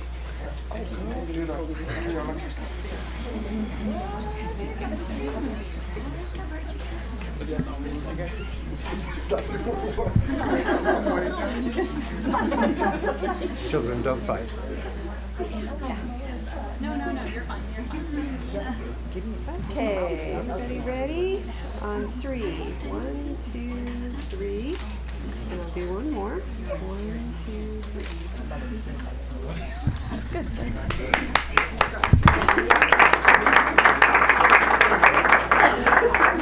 And before we go on to our next item, I just want to take a moment to thank the Federal Credit Union for sponsoring this. That's community and education working together. And you have the ACES help you and Channel 4, right? Correct. And it's a tremendous program. And we're going to do something different next month. I don't know if they've told you, but we're going to make it a real celebration. We're going to have it in a school with tables and refreshments afterwards, because see, they're leaving and I don't even get a chance to talk to them. So we're going to have it once a month and present all the awards and recognitions. And we're going to have 6 or 7 tables, and a trustee will be at each table with the award winners, and we're going to make it a celebration, a spotlight on achievements. So I don't know if they've told you that, but I hope that meets with your approval. All right. Thank you. Thank you. Next, we have recognition for National African American History Month, and Tiffany Young is the presenter. Good afternoon, trustees. How are you? Great. President Mayor, Deputy Interim Superintendent Tracy Davis, and all of the rest of the trustees here, and our student representatives. So I would like to thank you for this opportunity for acknowledging our African American History Month. But I would also like to note that, as we know, it's not limited to the 28 or 29 days that we have in February, but we have accomplishments and things that happen throughout the entire year. So with that said, in honor of African American History Month for Washoe County School District, we are acknowledging the African American Clergy Council of Northern Nevada. We would like to take the time to acknowledge this group of about 22 ministers and pastors for the efforts that are taking place throughout our communities. As you see on the board, the mission is for Pastors Uniting to support our community, focusing on youth and families, health, education, job development, and crime prevention. We have seen our pastors and our ministers show a united front across the board for efforts that have taken place internally within our district, as well as across our communities within their own congregations and collectively in group efforts. Participating in things like block parties, education drives, voting drive, 360 blueprint. I mean, the efforts are just ongoing and it does not seem like they're going to stop. Their goals for 2015, I would like to point out, is that they want to continue to work with the African American community to assist with the high school graduation rate, to establish a financial fundraising goal for 2015 to give to youth and families regarding shoes, clothes, scholarships, and mentorship. Invite the men and women of each church to participate in ACON, the African American Clergy Council of Northern Nevada, and then to establish volunteerism for community events and services offered by all ACON churches. And what I love is that there is no separation in efforts, but truly a united representative front. So today I would like to acknowledge the members that are here, and you can join me. We have Minister Norris Dupree Jr., we have Bishop Luther Dupree, we have Pastor Randall, we have Pastor Glenn Taylor, we have Bishop Wynn, we have Reverend William Webb, and we have Pastor Nathan Dupree, if you'd like to join us here at the podium.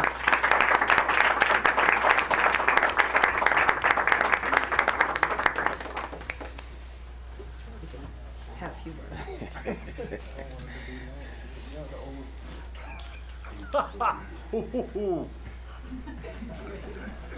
You get smacked. You better be careful. Oh, yeah. Several years ago, the Lord allowed me to come to this city to shepherd one of the historical churches of this city.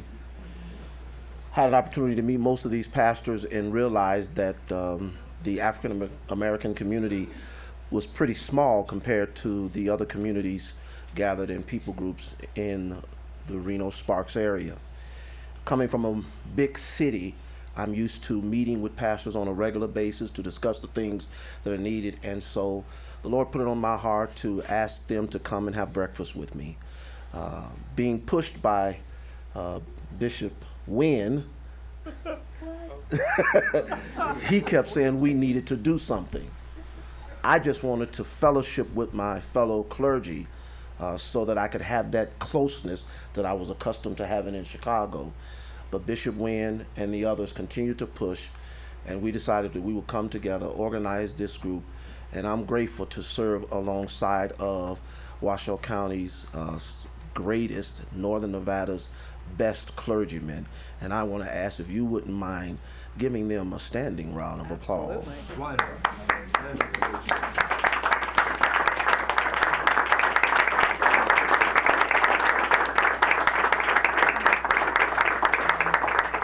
To Tiffany and her group, I work with her on the Equity Task Force. Going to be out a little bit for right now, but still I would be available to serve as often as time and effort would allow. To this district, we are grateful to Tracy. We really appreciate you and your service to our dear friend and our sister, Dr. Taylor, and to the president and this board. We are grateful. It is humbling to me because they always let me talk. That's about the only good gift I got for out there. But we're grateful, and it really means a lot that you would acknowledge us in our service to the community. And please know, Mr. President, and to the rest of the board members, trustees, we are here to serve you. Amen. Okay, don't leave. Don't leave. They're not leaving. I just Angie? wanted to add one more thing before Angie started. The African American Clergy Council of Northern Nevada just held their 3rd annual community fellowship service, and they presented 2 recipients who are here today. One is Trustee Dr. Taylor, who was presented with the Community Leadership Award, and then myself, I was presented with the Educational Leadership Award from this African American Clergy Council. So we thank you for your continued effort and support of Washoe County School District. And congratulations to both of you. Now Dr. Taylor will read the proclamation. Come up, Chairman Randall. I won't be long. I know he said amen and we stood, and it feels like church. We're going to take up an offering in a minute before everybody gets out of here. We have some buildings we need to build. We have capital problems that we need to take care of, and we just glad Akon is here to do your part. Amen. Resolution by the Washoe County School District Board of Trustees. Whereas from the inception of the United States, brave African American leaders, scholars, and thousands from all walks of life have offered their talent in numerous ways to help develop our nation for the betterment of American society, and caused America to examine its heart and to respect its diverse landscape where today virtually all cultures are represented. Whereas, as we celebrate Black History Month, let us all commit ourselves to living up to America's promise of equality and the great truth that all people are created equal, and to continue to raise awareness and appreciation of the contributions of African Americans throughout American history.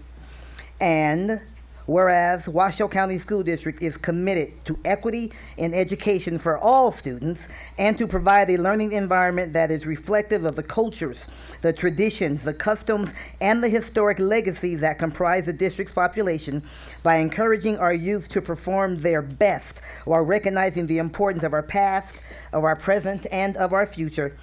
Now, therefore, be it resolved that the Washoe County School District Board of Trustees does hereby recognize and celebrate African Americans for their contributions to our country and to the world by recognizing the month of February 2015 as African American History Month, presented to the African American Clergy Council of Northern Nevada. Dated this 10th day of February 2015 and signed by our president as well as by our superintendent. Our pleasure, Mr. President. Thank you so much. I'm glad to see that most of you have a politically correct haircut except one. You better get with it.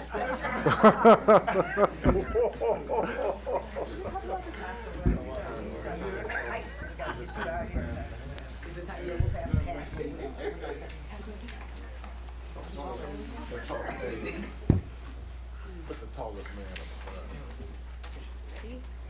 Oh, I can't see Tiffany. The president's not. Okay, it's fine. Excuse me, the president's not going to take one with us. Come on, Mr. Mayor. I don't know. It's not a lens wide enough. Thank you, Mr. Rosenberg. Thank you. Give us some diversity. Take sections, we'll knit them together later. That's all right. That's all right. Will you get everybody in there? All right. Ready? All right. 1, 2. Really? Oh my. Okay. See, squeeze together just a little more. Like we like each other. There you go. Okay. On 3. 1, 2, 3. Good. Do another Great. one. Including the love that. And there's one more. 1, 2, 3. Thanks. I gotta see this. To see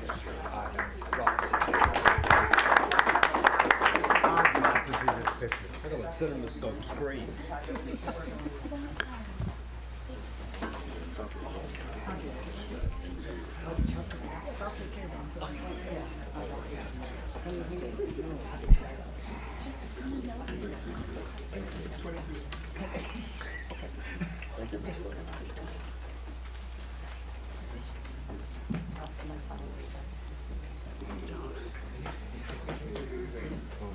Now let's do this one, and then I'm going to skip it. I'm going to skip it to the kids over there.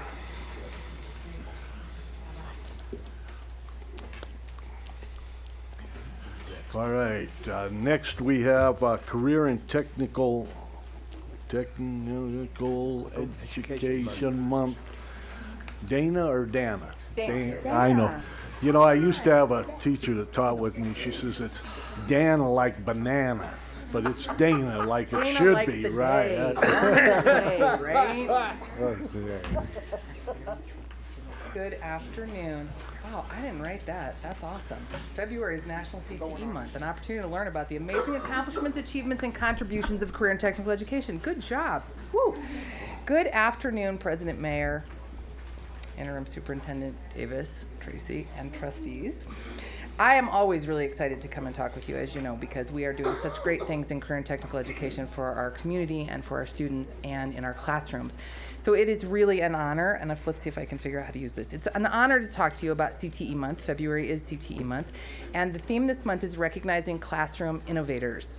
So what I want to share with you first is some of our awesome classroom innovators that have been recognized this year. So Sue Rodriguez received the 2016 Outstanding Career and Technical Education Counselor Award from the Nevada Association of Career and Technical Education. Jason Kleinecke, who is here with us tonight, is going to talk to you a little bit about his innovative classroom, received the Career and Technical Education Teacher of the Year Award. And Tom Larson from Galena High School, as probably most of you know, has recently been chosen as the Nevada winner for the Samsung Solve for Tomorrow Nevada champion. So that's pretty awesome stuff that we have going on. We have great teachers who are making great change for kids in the classroom. We also have phenomenal innovative students. So look at the cool stuff they've been doing. You've got Kelsey Hicks from Reed High School, who's a 2-time gold medal winner in sheet metal. Thank you very much, Reed High School. Is she Right? going for- I love it. She was ninth in the nation last year at nationals. She's going for a third straight year. She's going for a third year. Wow. We just had 2 awardees for the FFA American degree, which is the highest degree that you can earn in FFA. These were graduates from AACT High School. They were honored in Washington. Well, that's not true. Louisville, Kentucky.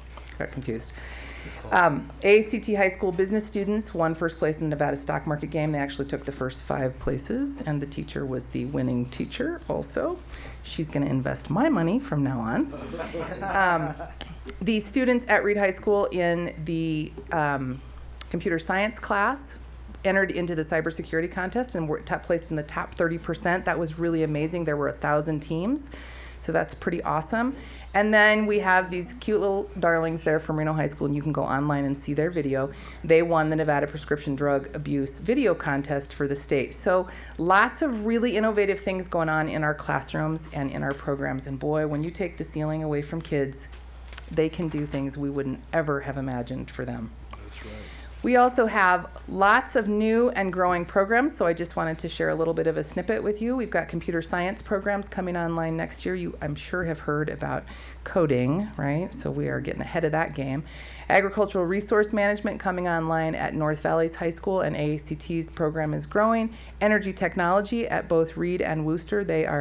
One school already has implemented the Load IQ software, and the other one will be doing that this spring, which measures the sustainability and the use of resource in the building and how well the building utilizes resources. Human services, we have multiple schools bringing those programs on. Those lead to teaching degrees, they lead to psychology, social services, many of the things that it requires to run a solid community. MBA School of Business, AACT was just approved by MBA to be an official MBA School of Business. That's a really big distinction. They worked hard for that. And then manufacturing technologies will come online at Sparks High School next year. And as you all know, I'm sure that you're very aware of what the forecast looks like for our community. 55% of the jobs forecasted are in manufacturing. So that's a huge thing for us. And we've got innovative leadership development. We've got lots of our state contests coming up. Students will be competing in FCCLA, HOSA, Skills USA, DECA, FBLA, FFA, ProStart, Moonbuggy, you name it, and they're out there doing it because they believe in their possibilities and their teachers believe in their possibilities, and everything that we do in our classrooms is innovative. So now it is my honor to present Jason Klonecke, who is our 2016 CTE Teacher of the Year. And he's going to tell you about his innovative classroom. Thank you very much I'm for putting all. your picture back up there. Oh, please. Well, actually, there's an error with this slide, and Miss Modest over here actually forgot someone else's picture. Her own, Dr. Ryan, it was actually, she was awarded the CTE Administrator of the Year award too. So thank you very much. I have been a teacher in Washoe County School District for 14 years. I started off teaching PE, and with the last 3 years, I actually developed and initiated a sports medicine program at Spanish Springs High School. It is actually the largest high school sports medicine program in the state of Nevada as of last year. I don't have the numbers this year, but I'm sure we're right up there, top 3 as well. One of the fun things about having a high school sports medicine program is actually wearing a sports medicine shirt outside in the public and in the community. And I'll just be trying to buy tires, and sure enough, oh, hey, you teach at UNR, don't you? How do you like that? No, it's actually a high school program at Spanish Springs High. They teach sports medicine in high school now. And yes, oh yeah, no, it's a 3-year program, and the students can get college credit, and they're learning the foundation in any medical career and go on to physical therapy and blah blah. Well, that is amazing. Well, I believe so too, and the students do as well. And how we got going with this is I actually work as a certified athletic trainer in the district, where we are a medical professional, where we are dealing with athletic injuries, fixing broken bones and bloody noses and dislocated shoulders and you name it, and we fix it. I also work as the lead athletic trainer for the Washoe County School District. Well, as I'm doing all this fun stuff and putting limbs back into place and everything, 3 years ago, I had the other athletes around me that said, wow, that's kind of interesting. Can you show me how to do that? Absolutely. Come here. It's all hands on. Do this, do that, everything. It's great. Well, then we got so much interest where we decided, well, hey, let's start a club at lunch. Let's just see, and let's just try to teach people, the students, about the medical professions. So sure enough, we got 10 students, 15 students, 25 students. Well, hey, I think we're onto something here. Let's offer a sports medicine class, and let's just see what happens. Maybe we have 15, 20 kids that sign up for it. Well, sure enough, we had 3 years ago, one section of 30 students. That grew to 120 last year, and now I have 150 this year, and it has become part of our signature academy at Spanish Springs High School. So the students are doing hands-on activities. They are working with the athletes. If there's an injured football player, I'm running out onto the field, and they are right with me, and we are together assessing their injuries. It's hands-on. They're taping. They're doing rehabilitation, treatments. They're helping me evaluate concussions. I mean, everything across the board, so that this way they can get the career and technical education endorsement on their diploma. They have passed the 3-year pathway. They actually take a sports medicine state test, and then they also take a workplace readiness test. They get a B average on the 3 classes. They pass the 2 tests. They get the CTE endorsement on their diploma. This way they can go out to the Reno Orthopedic Clinic, Great Basin Orthopedics, whoever, and say, hey, here's my diploma. I graduated with the CTE endorsement, and I don't tell them to say this, but you should have a lot of confidence that you have the hands-on skills day one after high school graduation, and you are that much better than the other high school graduate that you are applying against because you have that hands-on training. Everything that we hear in the school district, career and technical education gives these students. Are we giving them a trade day one out of high school? Yes. They're getting the CTE endorsement. We are getting them college and career ready. I mean, everything that we offer is helping our students succeed. There's data that shows that the CTE students have a higher success rate of graduation. I mean, it's the difficult part with the CTE programs, though, is the timing. I've been a teacher for 15 years. I get how the district works and how education is.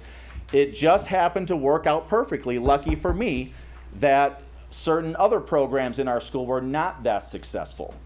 And their enrollment was going down just as our interest was growing, and it just happened to work. Knock on wood, and with God's prayers, everything has fallen into place. The students learn so much hands-on activity, and even the ones, it's not about being athletes, it's not about going into the medical profession. A lot of students take it because, hey, I might be able to save someone's life one day. Right now we're going through our CPR and first aid training. And last year when we did it, sure enough, one of our students, there was an accident on Pyramid Highway, and had enough self-confidence in himself to stop, hey, are you okay, and assess the situation before REMSA got there. So I cannot say enough positive things, obviously, about CTE and how we are together, every CTE teacher is preparing our students day one for either a career or just for specific hands-on training in something that interests them and that will increase their success in life. Any questions?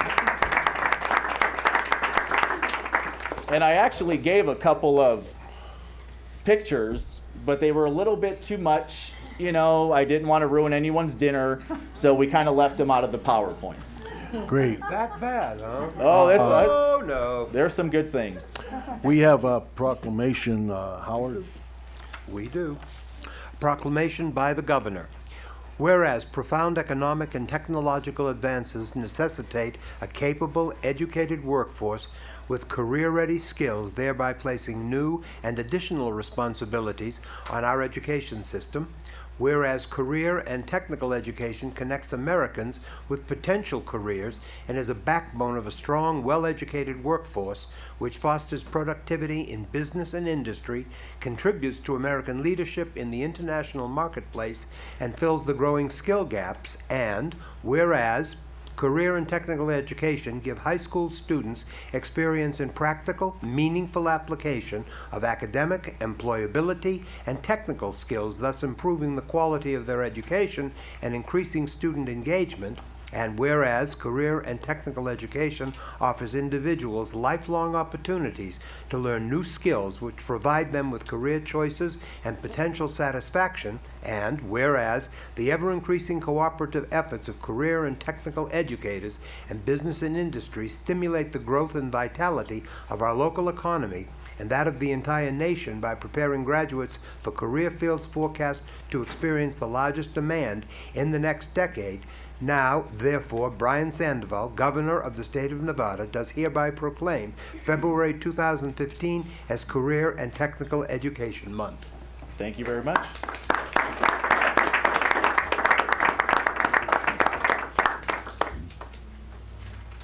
Tell me something, do vitamins take you? Absolutely. I would think so. Why not? Come on. Okay. Thank you very much. Go back this way so we're in front of this thing. Okay. You're good, Okay. On three. 1, 2, 3. Whoop. The camera can't cut. It happens. Okay, let me try again. We'll start another signature academy to take care Oh, of the okay. Don't you have one at your school Absolutely, yeah. That sounds like a good idea. You're slacking. Okay. All right, and we're good now. Okay, 1, 2, 3, and one more. 1, 2, 3. Thanks. Very nice. Thank you. Thank you. I know, but you know enough to get them started. Okay, I'm going to ask Lindsay if she won't wait until the end of the program or the agenda, because I see that we have some of are nice kids that are doing a great service to our community, and I don't want you to miss the Family Feud. So we'll take you now so that you can do it.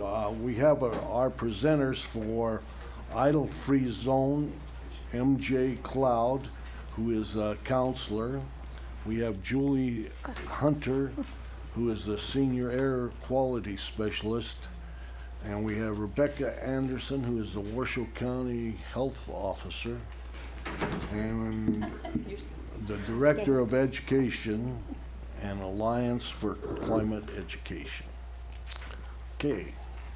Good afternoon, President Mayer and Deputy Superintendent Davis and board members. This is an awesome opportunity to share Idle Free with the trustees. This program has many health benefits that support the Safe Routes to School in achieving its success on its mission statement.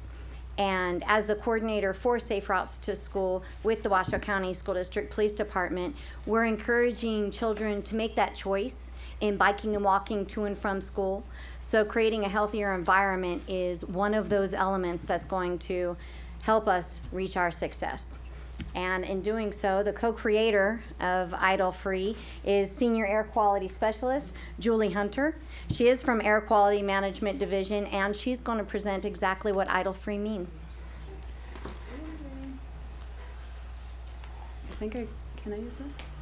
Okay. Can we start it from the beginning? Can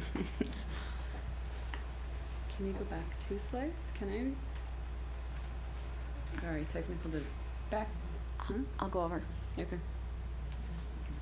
So there's a picture. It starts with a picture of course, of Alicia here. Good afternoon. Thank you. Thank you so much for having us. We really appreciate this opportunity to be presenting Idle Free to you today. I'd also like to introduce Rebecca, who is the co-developer of Idle Free, and she is the Director of Education for the Alliance for Climate Education. We have been working hard at this since the fall of 2013, so we'd like to go ahead and tell you what Idle Free is today. I'm going to tell you how it was developed, and then I'm going to tell you what the benefits are of being an Idle Free school. So Idle Free is a partnership, as MJ was saying, with Safe Routes to School, the Alliance for Climate Education, the Washoe County Health District, Air Quality Management Division, and the Washoe County School District. And our goal is to reduce or actually eliminate all car and bus idling at Washoe County schools. Now, Idle Free, the definition that we're using is it's another umbrella under Safe Routes to School. It's a choice. If kids can't bike or walk or take the bus to school and they need to be driven, we're simply asking the parents and guardians to just please turn their engines off when they're dropping off or picking up students. There's a lot of congestion in front of the schools, as we've seen doing idle monitoring, and we feel it's a simple question or a simple task to ask the parents. So this is Idle Free began as a pilot program. It was a friendly competition between 6 local high schools, and the competition was to see who could reduce idling the greatest at their schools. The 6 schools were Reed, Spanish Springs, Sparks, Sage Ridge, Incline, and Innovations High. So this competition started in the fall of 2013. Students went out in front of the schools and they did what we called pre-idle monitoring. So they went out at the end of the school day and they monitored bus and car idling by indicating the type of vehicle and the number of minutes that car or bus idled. And this is right here, the blue worksheet you see is the worksheets that we used in the fall and the spring for monitoring. Then what the students did was they chose locations to put up signs around the school, strategically located, obviously, because of where parents were picking up the students and where they were doing the most idling. And then we also would install one where the buses were idling as well, or if they were. And then, so then once the signs were installed, the students educated their peers and they educated the drivers. They educated their peers by creating public service announcements, or they would hold assemblies and they would hand out these flyers that I've passed around to you. And then their school is officially idle free. And then they also would go out to the drivers who were idling and they gave them flyers as well and asked them to take the pledge to be idle free. And after their school officially became idle free, then they did post monitoring. So they actually repeated the monitoring that they did before we went through the campaign. And here are the results of that pilot program. It's pretty obvious to see that with a little bit of education, we reduced idling by 40%. So pre-idling average time was 150 minutes. After some education, that went down to 90 minutes. And Reed won the competition, friendly competition, by reducing idling at their school by 63%. So that was a pretty huge number. So what are the benefits of idle-free? Going to an idle-free school and increased health. It helps the environment. It increases safety, such as some of the things that MJ had talked about, and it also saves money. Oh, now there's the first slide. That's funny. Sorry about that. Engine idling creates air pollution, including carbon monoxide, nitrogen dioxides, volatile organic carbons, and particulate matter, all of which are harmful to all of our health. Sensitive groups such as children are particularly vulnerable to these pollutants because their lungs are smaller, they're still developing, and they're breathing a lot faster than we are.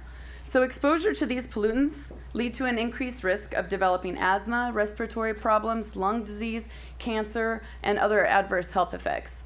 And in those students that already have asthma, pollution such as this idling will aggravate their asthma as well. So limit idling will reduce these pollutants and will reduce the exposure to these pollutants to our children.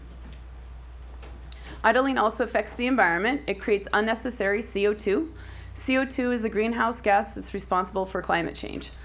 Climate change increases global temperatures and also worsens air pollution. And of course, an increase in global temperatures mean an increase in heat waves, an increase in droughts, and of course, an increase in wildfire. Ozone, vehicles are also the largest contributor to ozone in Washoe County. And as some of you may know, EPA has just proposed to strengthen the ozone standard. And control strategies such as these are going to help Washoe County in a really large way to help maintain or meet these standards. And two of our students, which are here with me today, actually had the opportunity to go to the EPA ozone hearings last week in Sacramento. One you'll hear from. So Oscar Garcia and Kimberly Garcia went and they spoke to the EPA and they provided testimonies in support of strengthening the ozone standards. So idling also costs money. Idling for more than 10 seconds actually costs more than restarting your engines. Americans idle approximately 16 minutes a day, and that wastes approximately 2.9 billion gallons of gas, and it burns $78 billion a year in money. Whoa. Should I keep the slide up for just one more second? Yeah. Wow. Yes. So there are currently 17 schools that are idle-free. And what we would like to do is to ask the board to consider taking steps to adopting a district-wide idle-free policy. An idle-free policy for our schools would help us all in an overall achievement for a healthier community. So right now I'd like to introduce to you Alicia Wong with Reed High School, who's been winning all these amazing things and bringing all these great things to you. She's a senior at Reed High School, and she will like to present her experience on idle-free, and then Oscar Garcia will come up and he will talk to you about his experience in the idle-free program. Thank you for your time. Am I short enough? Do I have to move it? I don't know if I'm. You got this. Is that good? Yes. All right. So if it weren't for our partners, the Idle Free Schools campaign would not be where it is now. These partners include ACE, Alliance for Climate Education, Green Nevada, Washoe County Health District, AQMD, Washoe County School District Transportation Department, and Safe Routes to School. Last year at a Green Nevada retreat for local high school students, Julie Hunter from Washoe County AQMD gave a presentation about air quality and air pollution in Reno and Sparks. Julie talked about idling and how it contributes to air pollution. Students started talking about how much idling outside their schools bothered them and what they could do about it. This is how Idle Free Schools was born. Idling is a big issue at schools. It produces carbon dioxide, which causes climate change. It makes for worse air pollution, which affects students' health, especially those with asthma, and it wastes money. For me, the Idle Free campaign became a part of my life when Rebecca Anderson introduced the problem of idling to the environmental club at my school. When I found out how bad idling was, especially for young people, it drove me to want to make a difference. I used to have asthma when I was younger, and I know how it feels to have someone you know and love have cancer. This inspired me to take action so that others wouldn't have to suffer from these problems as I did. Working with the partners, the students decided to create a campaign to reduce car and bus idling outside WCSD schools. It started out last year as a contest between 6 high schools: Incline, Sparks, Reed, Washoe Innovations, Spanish Springs, and Sage Ridge. Students from these schools went out in November of 2013 and monitored car and bus idling at the end of the school day. Then, the schools raised awareness about the idling by putting up idle-free zone signs, handing out flyers and stickers, and making announcements. Schools also rewarded drivers who weren't idling with gift cards, and Spanish Springs made a video public service announcement. After the awareness campaign, the students went back to do more monitoring, and the students gave their data to the staff of AQMD to calculate how much it was reduced. As Julie said before, Reed High School reduced it by 63% for average idling time. One day in the spring, Rebecca from ACE came to Reed at the end of the school day. She noticed something felt different as she walked up to the school entrance, and then she realized it was because of none of the cars lined up in the front of the school had their engine on. Instead of the usual sounds of engines running, the only sound she heard was birds chirping. Since then, we have been getting more schools signed up. As an action fellow with ACE, I and other students go to schools and give them a starter kit with flyers, signs, and stickers. All we ask the schools to do is to make a Connect Ed phone call to parents explaining how the idle-free works and that it's at their school. So far, we have gotten 17 schools signed up and had articles written with idle-free and in Sparks Tribune and News 4 Online. We would like to ask you, the Washoe County School District Board of Trustees, to pass a district-wide idle-free policy so that all students in the Washoe County School District can come in and out of schools free of idling and breathe clean air. Thank you.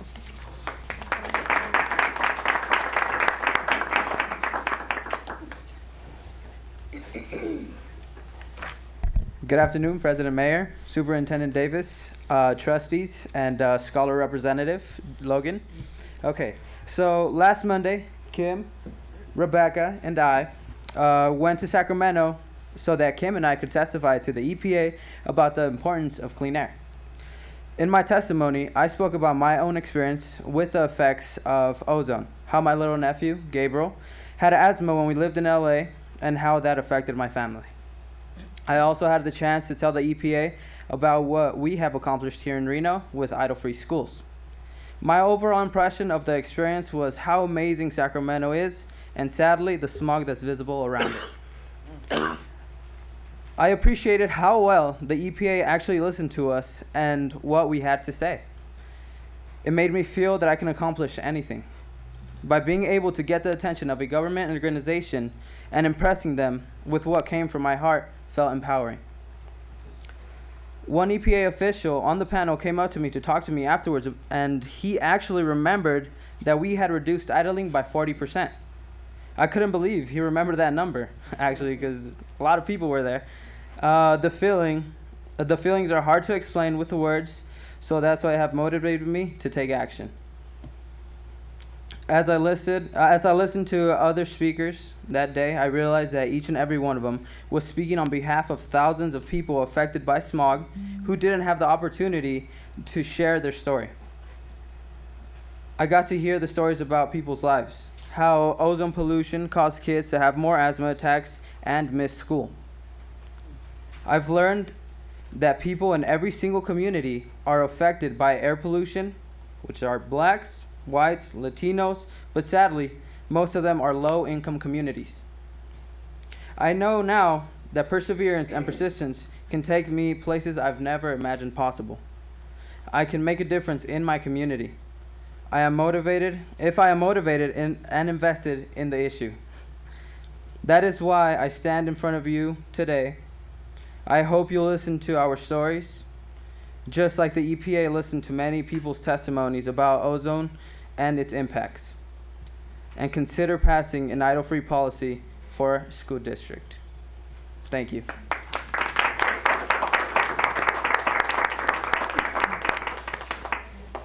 Thank you for your presentation. That was great. They are here if you guys have any questions. So if you don't, then our presentation is done. However, I think the kids are best at answering some of the questions you might have. Yes, sir. What is the cost for the kit for each school to get enough signs that they need And how many signs does a school need? Or how do you determine how many signs a school needs? Well, sometimes it depends on the size of the school. Okay. Could you get up to the mic so we can yeah. record this? So sometimes the amount of signs that we put up in the school is where we talk to the school and they tell us where idling happens the most. So it could be up to 3 to 4, 5 signs per school, and the cost. Sorry. We really haven't put a cost on a kit. We've been working with the Alliance for Climate Education to just get signs. It's $20 a sign, depending on the size of the school. Again, I guess I could put a kit at maybe $100 based on the flyers, the stickers. I'm not counting student time, but it would be a good guess. Thank you. Yes. This question is for the students. What kind of feedback have you gotten from students that, I know most of the time, you think about something like that being good for parents, adults, or whatever. What have the students said about that? Do you want to go first? Well, with the students, it was kind of surprising to me because I thought they wouldn't react in a positive way as much. But a lot of students have been knowing about idling and they've told other people, so they're spreading their knowledge. So we get knowledge from Rebecca and them, and then it's like a chain reaction, and mostly it's been positive. Okay. Great. Like she said, it is a chain reaction. So once you have them talking and put them into announcements every day, they start talking about it within the school, and then it gets out to their parents. So that's not including with the flyers that we provided to the parents while they're outside if we see someone idling, or we give them a sticker or bump a sticker to congratulate them for not idling. Mm-hmm. So the word is going out, and the students sometimes are like, yeah, idle. So, and that's my reaction. That's what my reaction was at first. Awesome. So there's many more like that. Yes. Well, first of all, I want to thank you all for coming. This was an issue that I found really interesting and important when I read about it, and I want to thank Julie and my friends at Washoe County for the hard work you're doing at Air Quality. One of the things I did immediately realized that I'm a guilty parent with a junior who I pick up from school. When I sit out in front of TMCC High School, I sometimes leave my car running.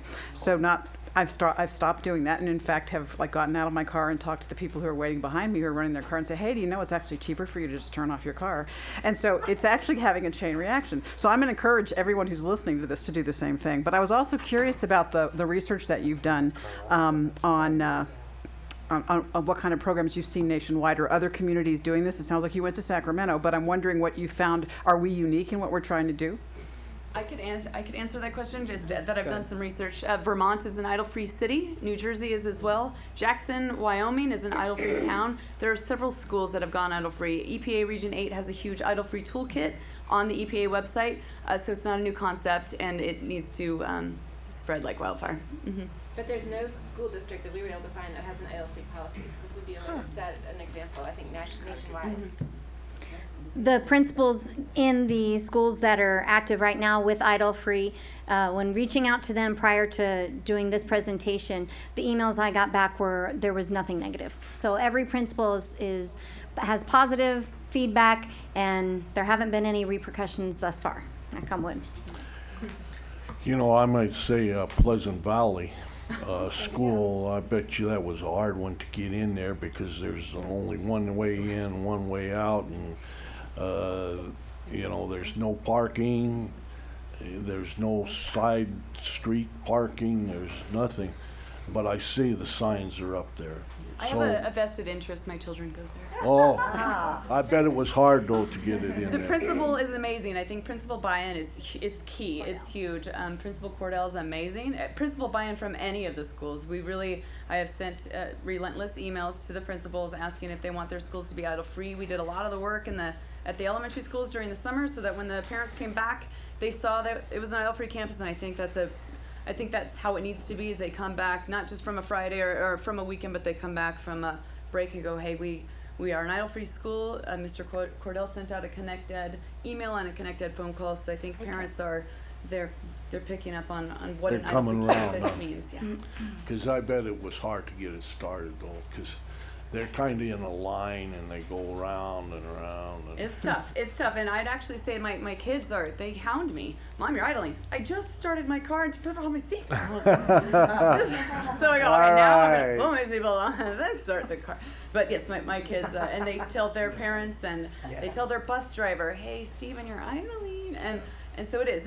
It's great to teach the kids. The kids are teaching the kids, and our idea was to get the middle schools to kind of take the high schools and middle schools to take the elementary schools under their wing and help spread the word. So that's where we're at right now. This isn't for action, but is there appetite to put it on a future agenda? Yes. To explore ways we can course. reinforce this throughout the district. Yeah, I Yes. think so. Okay, we'll put it to make it a district policy on one of our future agendas. Thank you. As an avenue for implementing the policy, we've already started just within us and Safe Routes to School. Jerry Whitehead is having a traffic pattern change. And after they come back from spring break is when we'll implement that traffic pattern change, moving the buses and the parents. Along with all of the education and the safety material, we're now adding the idle free. So it's kind of we're adding that along with the traffic pattern change, so that works out real well. So you don't need a policy then? We do. Oh, okay. Then we'll just put giving it, you the nice avenue to okay. take. Well, we'll put it on the Thank you future very much agenda. for your time. Yes.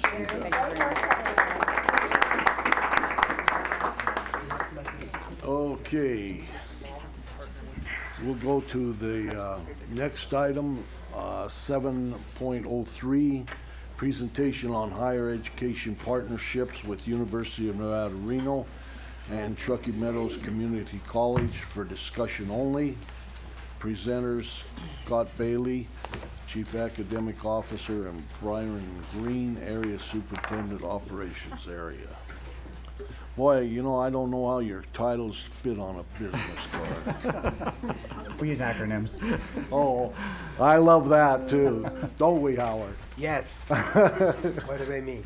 President Mayor, Superintendent Davis, trustees, it's my pleasure to cover this item tonight, which is a presentation on higher education partnerships.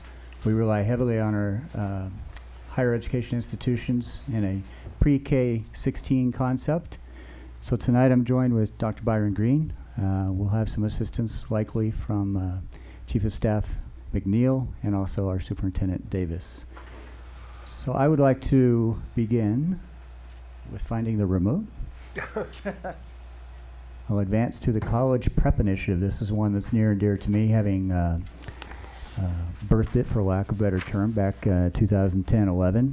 And what this initiative strives to do is attack a national epidemic, I'll say, in that we have a lot of students that exit high school with a diploma and they find themselves immediately in a remediation class upon entrance to higher ed. My two daughters, case in point, graduated from high school with honors and took remedial math the first semester in college. So I know all too well the pain of writing the check for remedial education, knowing that the students are sitting there without any opportunity to achieve a credit. They're being remediated after high school. So our attempt is to join TMCC and also UNR, our partners in higher ed, to develop a memorandum of understanding, an MOU, that continually is revised each year. So we just revised it for 14-15, and 15-16 will require yet another revision because of recent legislative action. This College Prep Initiative fits nicely in Goal 1 of the strategic plan, Envision 2020. It was also part of Envision 2015. The primary objective, as I've stated, is to decrease the number of students or percentage of students that enter Nevada education or systems of higher education, in this case UNR or TMCC, with the need for remediation. The remediation rates roughly for students that exit high school and go into a Nevada system of higher education institutions is about 30%. It's higher at the community college, lesser at the university. I would like to mention some of the results recent. We were highlighted. I joined two professors at UNR at the ACT conference for Nevada recently, last week as a matter of fact, and we were able to disclose some interesting statistics. This first semester of 2014-15 school year, the students that participated in a remedial course on a high school campus actually had we moved those students, 230 of them, from a situation where they were not college ready. They were not able to enter a college and get credit. So 230 students actually moved to credit ready status. And through this MOU, UNR and Team CC both have agreed to honor those students that have passed these remedial courses upon entrance. So they have a leg up, if you will, and they get started early. So if you think about 230 students that are now ready or eligible for college credit or credit-bearing courses at a cost of about $1,000 a course at UNR, for example, that's $230,000 we potentially save families, parents, and students from that situation. So, in my opinion, a successful initiative. I would think so. Yes, question? Yeah, are these the courses where those students take a test and determine whether or not, well, I can't remember the name of the test. It's a great question, and yes, over the past several years, in agreement with the university and the college, we've used AccuPlacer. We actually first started in the 12th grade, the first iteration of the MOU. Then we soon learned that we should be doing this in the junior year so that we have more sufficient time to remediate. The first iteration back 2011, to your question, we actually had college professors, two that I recall from UNR, that taught these courses after school on high school campuses. That's evolved over time so that these remedial courses are now embedded in the high school program. Now, also to your point, NRS 389807, I believe it is, indicates that now it's state law that we administer a college ready assessment at the 11th grade. So we were doing it before it was cool, so to speak.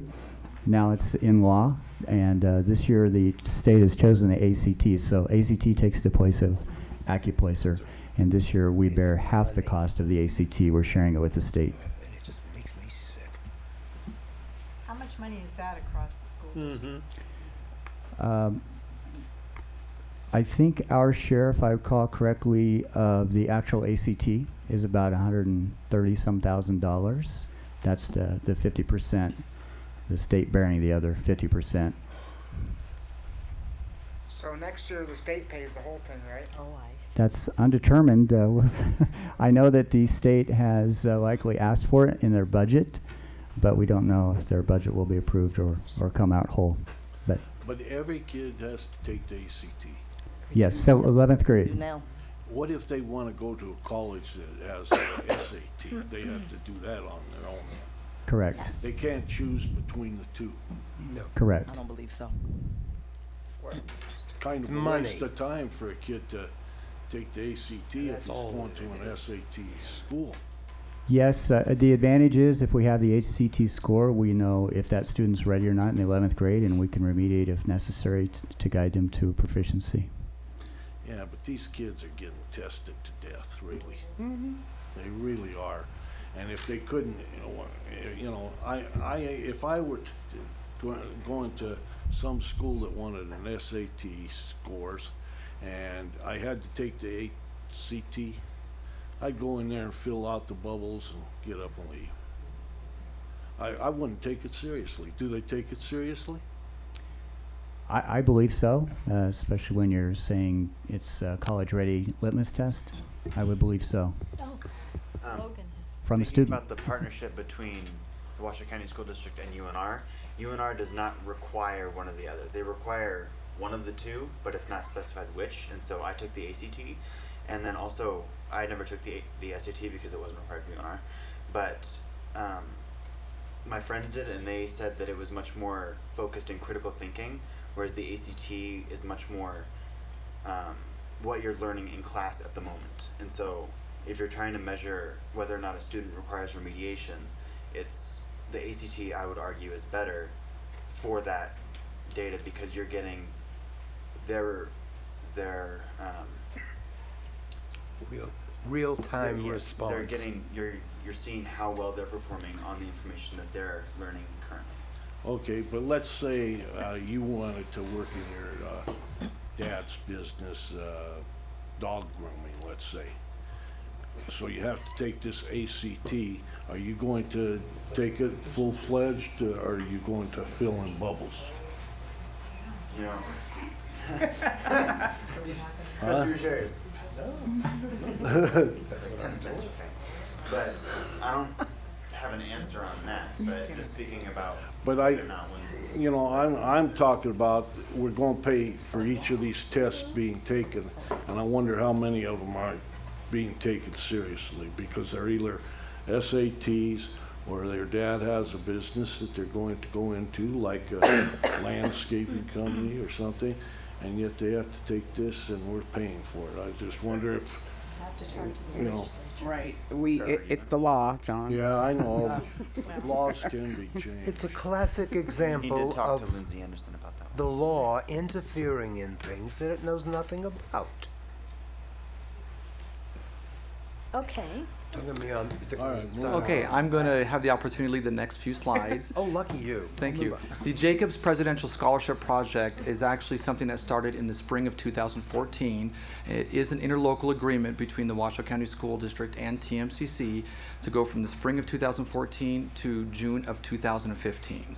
The purpose of this program is to target 18 and 19-year-old students who did not graduate from high school, who completed all the proficiencies, but who are credit deficient, up to 6 credits deficient. The goal is to get them, starting in the spring of 2014 of last year, was to get them the remediated courses, have them work with a specialist at TMCC to identify with AccuPlacer, the work keys, a career assessment to identify a career path for a certification program, and then actually work through the summer, fall, and this spring to see if they actually get a TMCC certification. The money, as you can see listed here, the $39,313 was not general fund monies. Those were identified funds from our Adult Education RISE program that assisted these students for this year. We don't have data yet because this is really the first year that we're doing the program. We initially targeted 60 students and we ended up with 49. That's great. Question. Yes, sir. When they finish this, they get a high school diploma? They should, the goal was for them to complete their credits by last spring, so they would get their diploma, and then they would also then start the certification program at TMCC. So the program, they would get their diploma and their certification. And it's a full diploma, it's not adjusted or anything like that? That is correct. Okay. Any other questions? The next program is one that was, it's really not a formal partnership. It's actually something that our administrator, Victor Shermande, who presented to the trustees several months ago for RISE, is wanting to do with TMCC. There are 2 entities in Washoe County that receive monies for adult education, the Washoe County School District and TMCC. Both are very parallel programming, but they also do have some niche. For example, Washoe County School District is the only adult education program that can actually issue an adult high school diploma. However, TMCC, though, has an amazing ELL program, and we believe that it behooves both programs to work collaboratively and really support we anticipate 38 to 40,000 adults in Washoe County who need adult ed services. So we are working closely with TMCC because we want to take one of our counselors in our RISE program and really want them to be at TMCC part-time, because that way it's only going to help our students transition once they get their adult diploma or equivalency to then go to TMCC, whether it's for a degree or certification program. Wonderful. Great. And so we're paying for that counselor, is that correct? Yes, trustee. The TMCC Jumpstart program is a formal partnership now between the Washoe County School District and TMCC. We just started this formal process this year. We do have a memorandum of understanding. While we've had dual credit programs with TMCC for several years, the difference of TMCC Jumpstart is it actually focuses on core classes. So students have an opportunity to actually take core classes. It is only for juniors and seniors. So high school seniors need to have at least a 2.5 GPA, and juniors need to have at least a 3-point GPA. And they can take these core classes up at TMCC. Currently, right now, for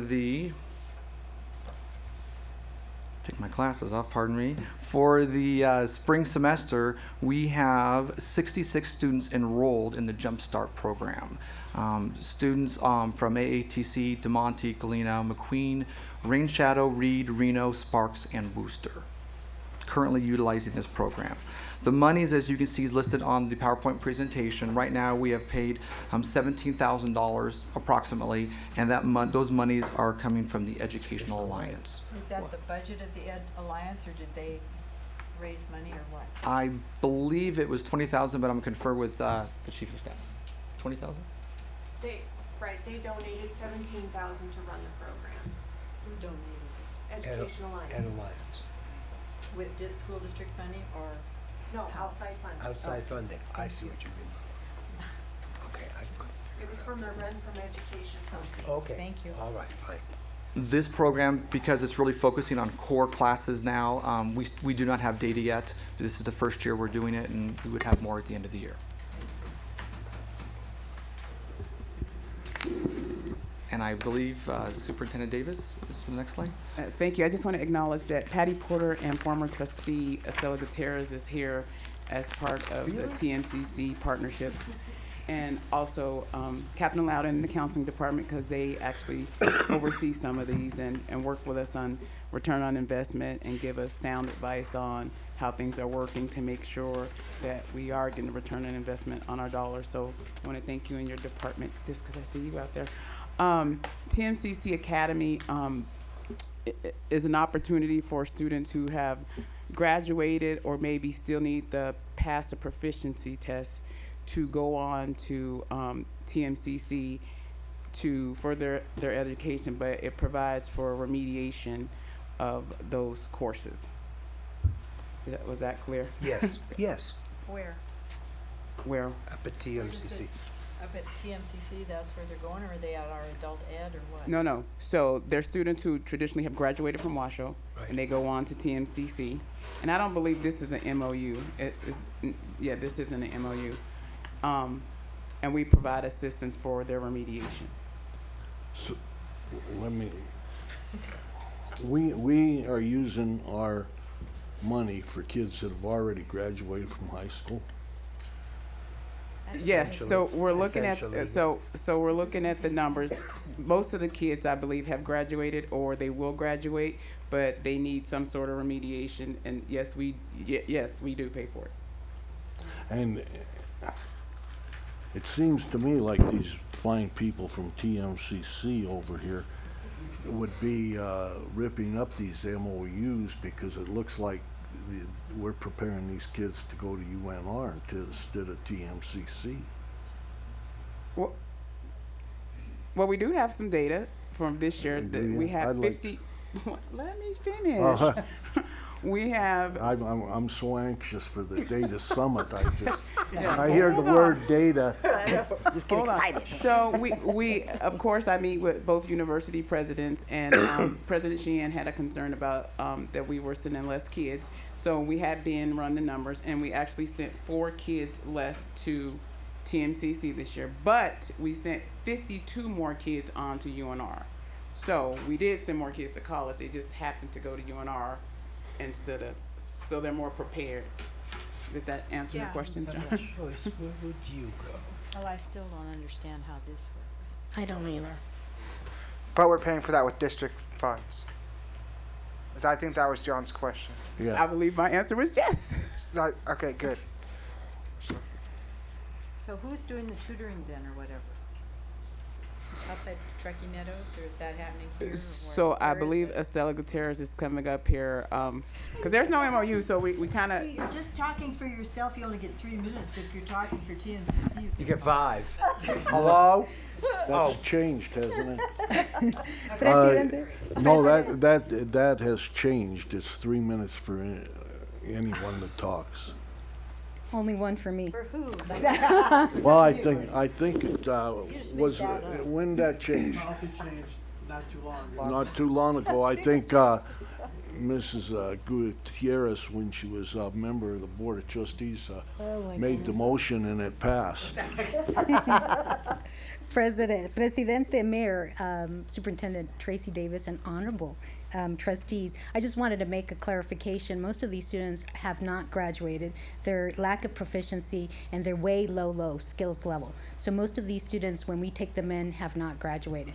So just for clarification, and as far as success, and we're still meeting with you with regards to the data. So we asked for numbers, like we need to know the numbers, so. Yeah, so the numbers as far as success. So these are students with no hope, no avenue, and so basically we provide them, skills so that they're prepared for college readiness, and so they're at their low. This is below remediation. Okay, so basically the objective for the TMCC Academy is to at least get above that and get into remediation and other college credits. Did you want to ask So we need to change this then, because it says right here, most have graduated. Well, I think how many Some students still participated? 60, I think. There was 51 participated, and many of them, when we take them in, have not graduated. They're going on their 5th year.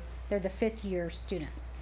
So they're going to give us numbers so we can be accurate about how many have graduated or not graduated. So, and this is prior to me, so when the conversation occurred is what do we do with these individuals who basically are giving up, haven't passed proficiency, and haven't graduated. How long has this program been in effect? Do you This remember? is going on our 2nd year. This is his 2nd year. $93,000 is for how many? And $93,000 is not, the cost for Washoe County School District is less than that. It's $49,000, and for TMCC it's the rest, plus the staff. I'm not sure where the $93,000 was. Well, hold on, because I know they did the numbers. So that would be maybe for 2 years, for 2 years perhaps that's the cost.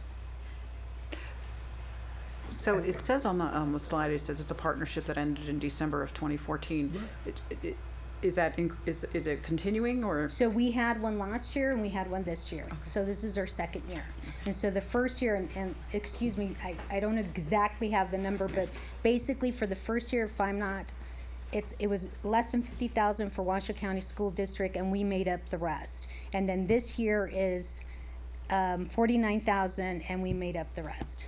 So when you say this year, you mean like the school year we're in now? Exactly. The 24, okay, let me make sure I'm right, so that I understand. So the kids that say at the end of school year 24, at the end of June 2014. So for last year, when we started this program, last year, the 2013-14 school year? 13-14. School year. So the kids that were in that program finished in June 2013 but didn't graduate. They actually went on to college courses. So the way we measure the success of this program, or part of our understanding, is that these students would, get out of the remediation, get an alternative high school equivalency, GED before, and basically get into higher education. Yeah, no, I'm sorry. No, I meant our kids from the school district. They finished the 12th grade and the 2012-2013 school year in June. They finished 12th grade then, but they didn't graduate. So then they did not graduate. They did not graduate. They're below remediation in many cases. So then they became a part of the academy in, say, the fall of 2013, which would have been the first year of the program. Yes. Okay, I just wanted to make sure. So that's 2013, 2014, and then same rules apply. Kids that finished 12th grade, Patty, you're looking at me now, I think so. Kids that finished 12th grade in June of 2014 didn't graduate. Again, same performance. They're in the program this year. Yes. For the 2013-2014 school year. And that's the last bit of data we have, because that's where we are. Do I have the timeline right? Patty has more experience than I do, but let me go ahead. Well, the TMCC Academy, just the students that were recruited for the academy, and there's a lot of programs we have going on right now that can get confusing, and great partnerships. But these students actually are your certificate of achievement students. These are students who are not graduating, and they're placing in our lowest developmental level, which is Math Skills Center. That is below low. So that program was designed for these students to help them get a step up, so we can get them at least into developmental, which is Math 95. At least to remediation. At least to remediation. And also help them who have not achieved a high school diploma get like a high school equivalency exam, so they can also apply for federal financial aid, by the way, which is... So these kids are at TMCC as a student without graduating from a high school. Well, they start actually in our adult basic ed side, so technically they're on that side, and then once they complete the program in the fall semester, they test them again, and we do have data on that, and then from there, we try to transition them over to the college academic side. Maybe I can ask you, Dr. Green. Yes, sir. Why aren't those kids in our RISE program? These students would be perfect candidates for the RISE program as well. That's So, So probably I can help you. So as we talk about the effectiveness of programs and duplication of efforts as we move forward, we have planned to analyze each one to see if we already offer the service or if we don't. And if we don't offer that service to a population of kids, then maybe this is an avenue. But if we do, then maybe we already offer the service. But part of it is this is where we're at, and we have to analyze all the things that we are doing currently, things that are inherited, to make sure that we're on course with the return on investment before you go haywire. well, no, it looks to me like TMCC's paying for half of these kids' cost when we could pay for the whole thing in RISE. See, that's what it seems. Well, I think also, and correct me, but I think RISE just got rebranded and restarted, and now RISE is 18 years or older, and they're also issuing grades as well. So there's big changes going on your side, which I think are very exciting for the adult program. And I think as a college, we want to partner and not duplicate. And there are ideas on the table. Should we be collaborating, collapsing some of these programs like the Academy and Jacobs, which you just saw, to put together the best efforts so that we're using proper resources and helping our students graduate on time, both in high school and in college. But doesn't that, what I just said, doesn't it kind of look like? I think you and I are thinking alike. Yeah, And why have you pay for them if we got a program that they can take advantage of here in Washoe County? I think it's really. President, Mayor, I think that's the intent of this meeting, is for us to go over the existing programs. And just so that you know, we've already had that meeting with Tracy Davis as to, okay, what can we do? These are the programs that we're currently doing. Can we collapse some of these programs? So that's where we're at. But you probably didn't see this slide. Because you would where it says most have graduated, you probably would have editorialed that out. No, I have not seen it. Well, I'll just say maybe there is a little misinformation. So I think once we get the numbers of the 51 kids or the 51 kids, we can just pull the data and be concise with how many graduated versus how many didn't. But the data, the amount, and all of that, because there's Yeah, and I think confusion with that's that as the well. intent with Tracy Davis, and I'm just getting into this role, and so essentially what we're trying to do is to basically make sure that we're working in collaboration with the district, that we're not duplicating, and in fact, we're trying to see where the voids are. Yeah. And so, and to strengthen that collaboration. The exciting thing is that with the Jacobs, what's really exciting about that program is that most of those students we do have all on track for skills certificates, which now they have something on hand. Now they can do something. See, and that's the thing that I'm looking at is, if you're doing good work in another program at TMCC, wouldn't you rather have the money you're paying for this go kaput and spend it on something that you're doing and let us do that RISE? That's the way I look at it, but maybe I'm looking through rosy colored glasses or whatever. So I think we need a little more information. It sounds like staff is working on that. So, looking at each of these programs, maybe just a little bit more detailed information or recommendations as to if you are wanting to collapse or expand. So, and just some background about what the numbers were, We are working with Catherine Loudon and Okay. her with counseling, because they pretty much take care of a lot, and they will help us determine the benefits, or if this is something that we take care of internally first before we move to what we will continue to do. Very good. In the next school year. And if I'm correct, the intent of today's meeting was to just go over the existing programs. Okay. So that was the intent, from what I understand. And so I did not have a chance to look at these slides, I'm sorry, but I'm glad I'm here, so we can clarify. And now, one thing you learned at this meeting was how hard those chairs are to sit through a meeting. You know, I was just gonna say that, oh my gosh, just to get up. All right, let's keep Okay. going. Wait, Let's wait, go. you have a comment, you have a You comment. have a, Well, no.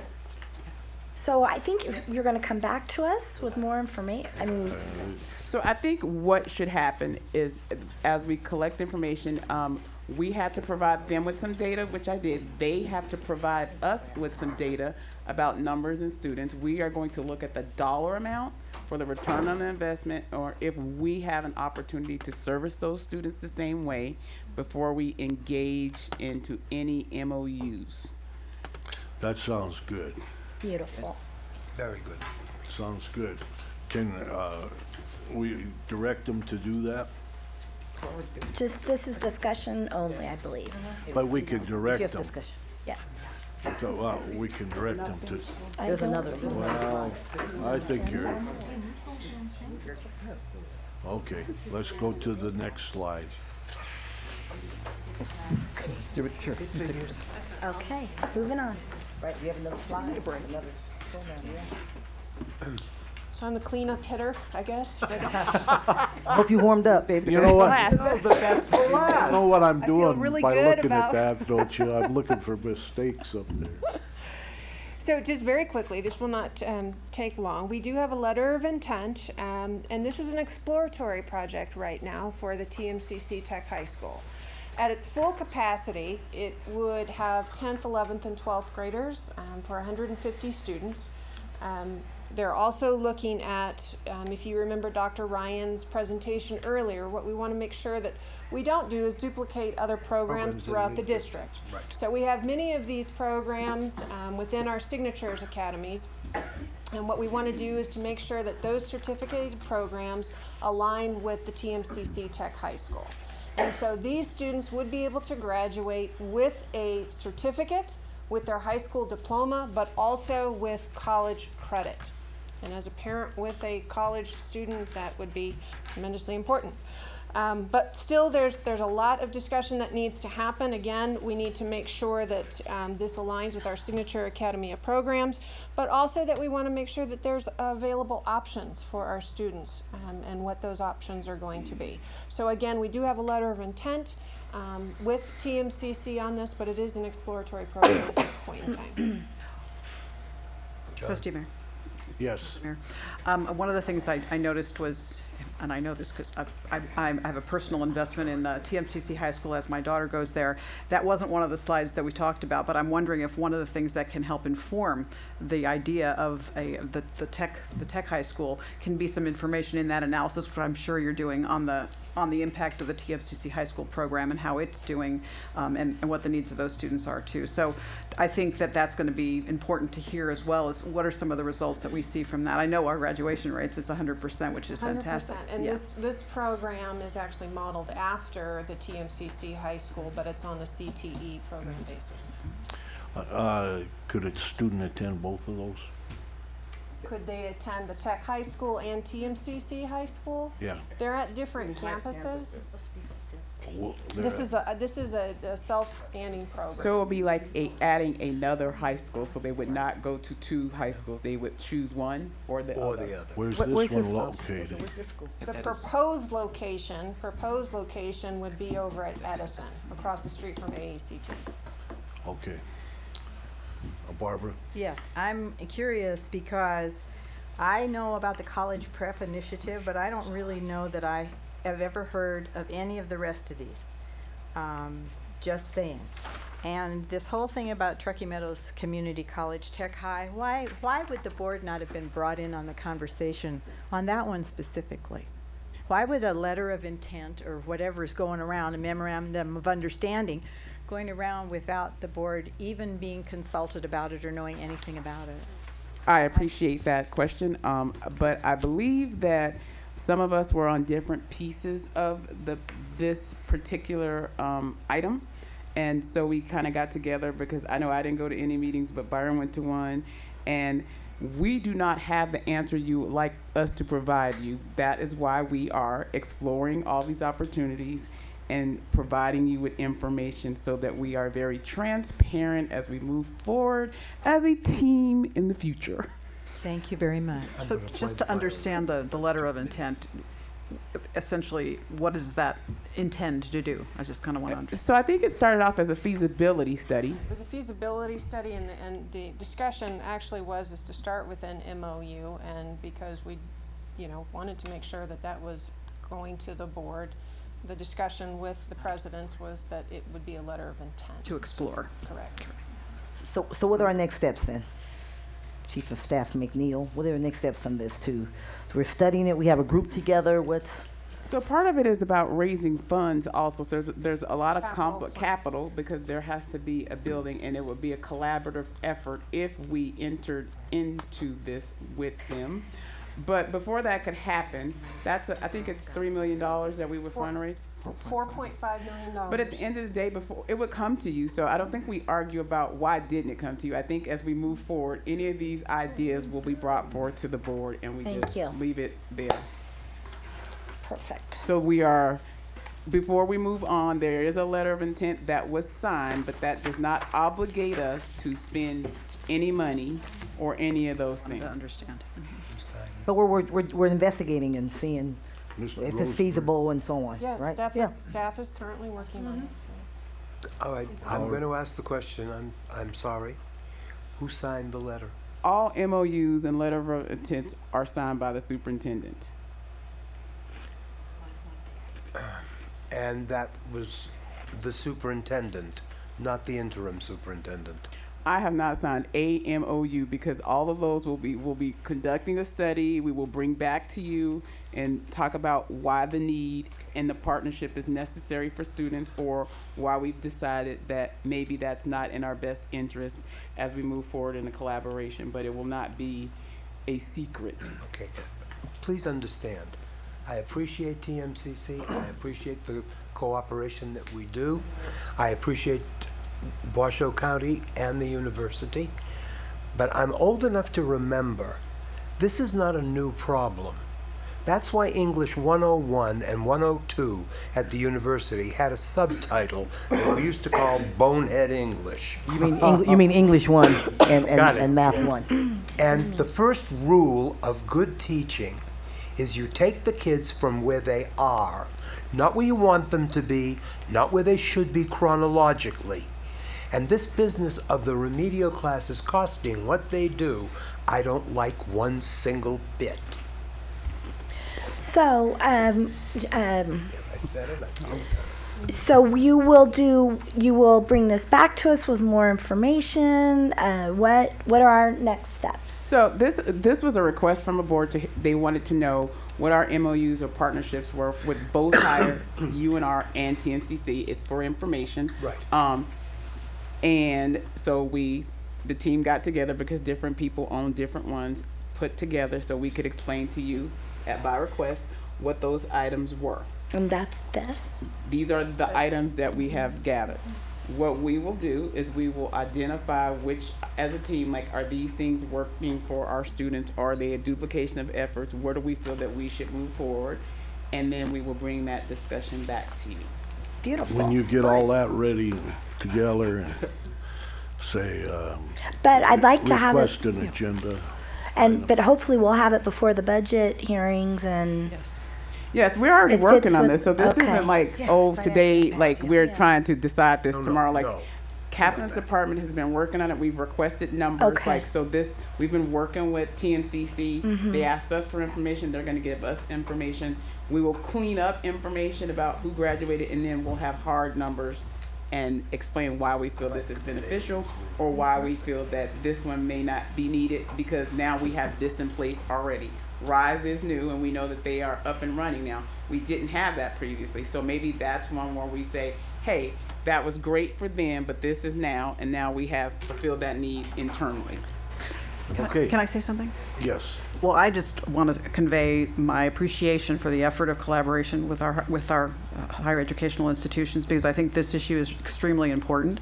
And I, listening to what Mr. Bailey said before about the cost to parents and the cost to our young people and the need for remediation. And I also appreciate the opportunity to learn, because I think that's what part of these programs provide us. We try some things, we see how, and that's what we're doing, is evaluating the data. So in the spirit of continuous learning and continuous improvement, I think it's great that we have these different ways of approaching this problem and are able to evaluate the results and then go from there to modify, condense, reduce, remove duplication, try some new programs, et cetera. So I just want to thank you for the work you're doing. And let me just add this. I do think it's important to continue to partner with higher education when it makes sense for us and for them, and that's the bottom line for kids.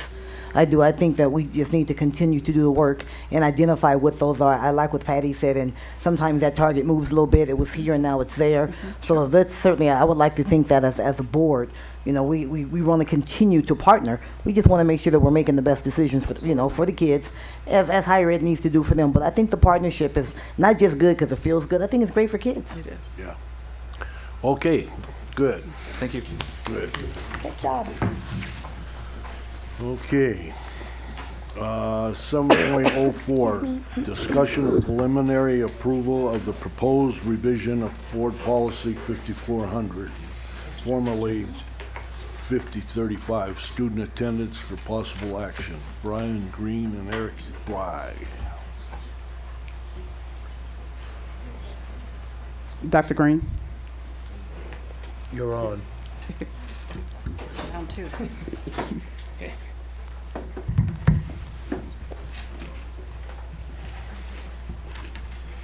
Thank you all for having us here. For the record, my name is Eric Bai. I'm the truancy intervention person for the Washoe County School District. And Byron Green, Area Superintendent for Options. What we had looked at in terms of the attendance policy is something that's been years of blood, sweat, and tears. We've come through a lot of times throughout the years. Back in 2009 and even previous before that, there has always been a nice collaboration between the community and the school districts. And when I look at my pillars that I look at in terms of attendance, that is the juvenile justice system as well as the social service system, as well as the Washoe County School District.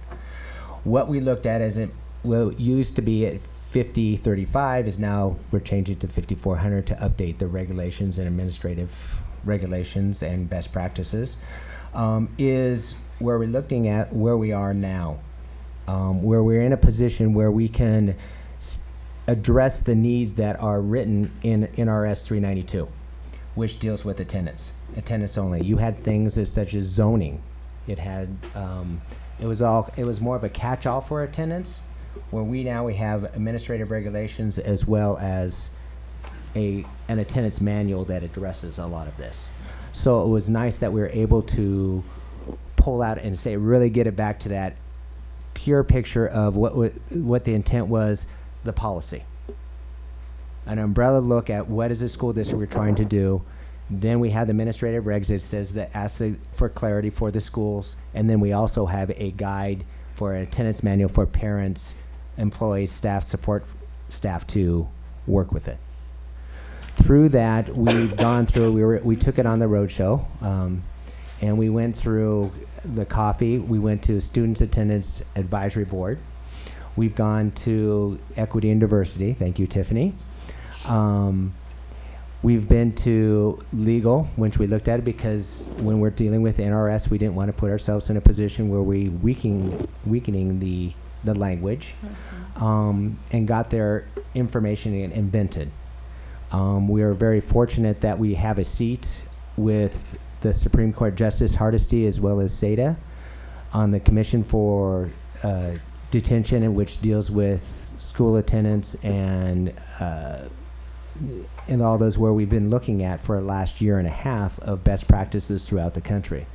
Places we looked at identified from places like Montgomery County, where we look for what are they doing in terms of the special ed needs. We've looked at Arizona down at Mariposa County, where we looked at what they're doing to hit the ethnic minorities, to get them activated, to kind of get an overall place where we are. We also, I have to tell you that we also looked at Washoe County. because I think we do a pretty good job here and in terms of the collaboration. So that's where we were, and this is where we are at 5,400. So at this time, do you have any questions? I'd love to answer them. Any questions? Well, I just want to say thank you, Eric. You've done just such a tremendous job, and you're so passionate. And sometimes we forget about you because you're out there doing the work. So, thank you. Well, I appreciate that, trustees. But you're only as good as the people that are around you. I've been fortunate enough to have leadership through the school district that allowed us to do and look outside of the box. I look at Byron and says, sometimes I said, I need help, and he says, oh, sweet Jesus. and that's the clue. Is he gives me the latitude, and I've been fortunate in the past, and my supervisors in the past throughout these years that given me the people that do it. I mean, I just have to tell you that when we started this process back when I was first started, we never thought of having a office at Juvenile Justice at the McGee Center. Yeah. We started that, and where everybody looked at us and went crazy. Now we not only have an office there, but we also have it down at Social Services, where we have Catherine Loudon's, the CIT folks there, working with the foster kids. So it's a lot about letting down their guards and their bristles as I do. And I'm just fortunate enough to tell the story. As long as I get to tell the ending, that's all I need. So thank you. We appreciate it. It's great. Yeah.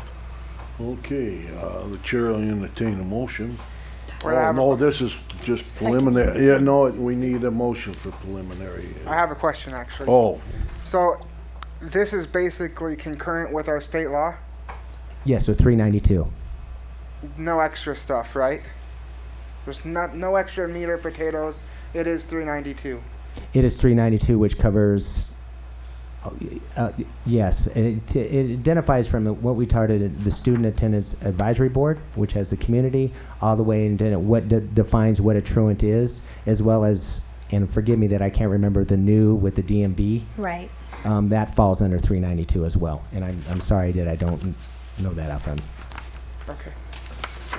Except, once again, as I say, this gives us an opportunity that really looks at an umbrella, whereas through administrative regulations that can really ask those more detailed questions. And then we also have an attendance manual which the support staff uses, as well as the schools use that to answer the buts and whys. And then under desired outcomes, number 2, schools will partner with families to help remove barriers to promote attendance for the student to move forward to graduation? Correct. What is the implementation for that? Who's doing that? What's that look like?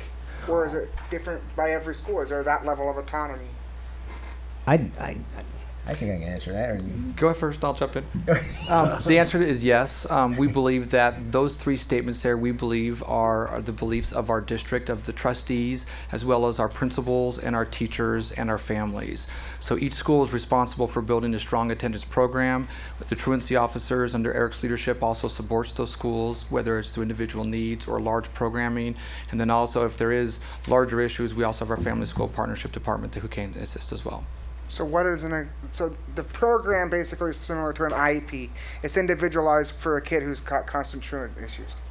Well, one of the things that we looked at is, and really, once where we come from, is we really tied it into our MTSS process, which we took attendance as well as discipline as our 2 big antecedents to it, and really brought it into the IAT team at the school, because it's about early intervention.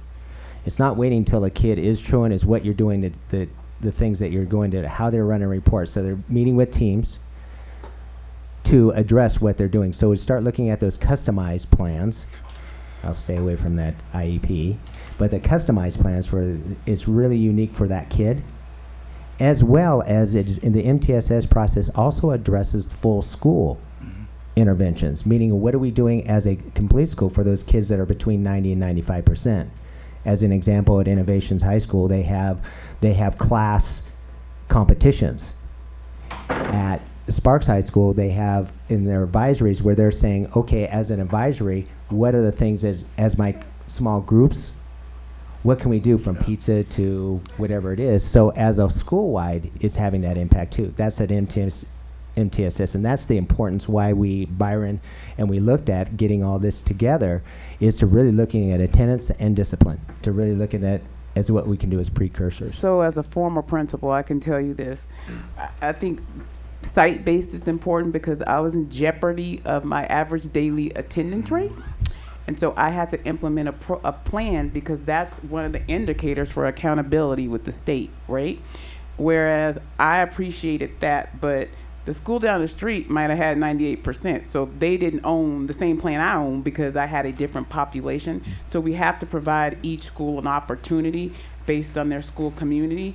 But the attendance is a very big deal when it comes to accountability and designations also, because you could be a high achieving school, but you don't meet the threshold for attendance and you drop out. And so there's all these complicated moving parts to everything. And the additional thing, if I get on to that, Superintendent Davis, is to Eric's point, we understand that the schools are going to have large attendance programming or whatnot that's going to be unique to each school, but it really does come down to the individual student, because we do believe that truancy, if a child is not there, they're not learning. And we also believe that with truancy, that's typically the cause of something else that's a greater issue. And it could be a school-based issue, it could be a home-based issue, or a family issue. So we do believe of treating now truancy as part of the larger MTSS process, which is attendance, truancy, academics, and behavior. So let me give you a right now example, because I was at the school. We have a student who is a senior who went to a high school. For some reason, his parents moved. He was on track, passed all his proficiency tests. He's only missing 1.5 credits. Correct. He transferred to the new school and he stopped going to school, right? Okay, this is the kid on track, passed government. I need him to graduate, right? So people are at the school call. Eric, you guys are smiling because this is happening right now. I know. Because I'm like, this kid's on track. What's going on? And people are out at the house. The parents, we don't know what to do. So we have to provide all these wraparound services. But each kid is unique too. To why? We're trying to figure out what happened to a senior who has passed every high school proficiency test. Government, all he has to do, I think, is English and something else, and he gets a regular diploma. We cannot, the parents can't get this kid in school, so we're looking at alternatives right now. Can he get to A+, because he's right on the threshold and we don't want to lose him.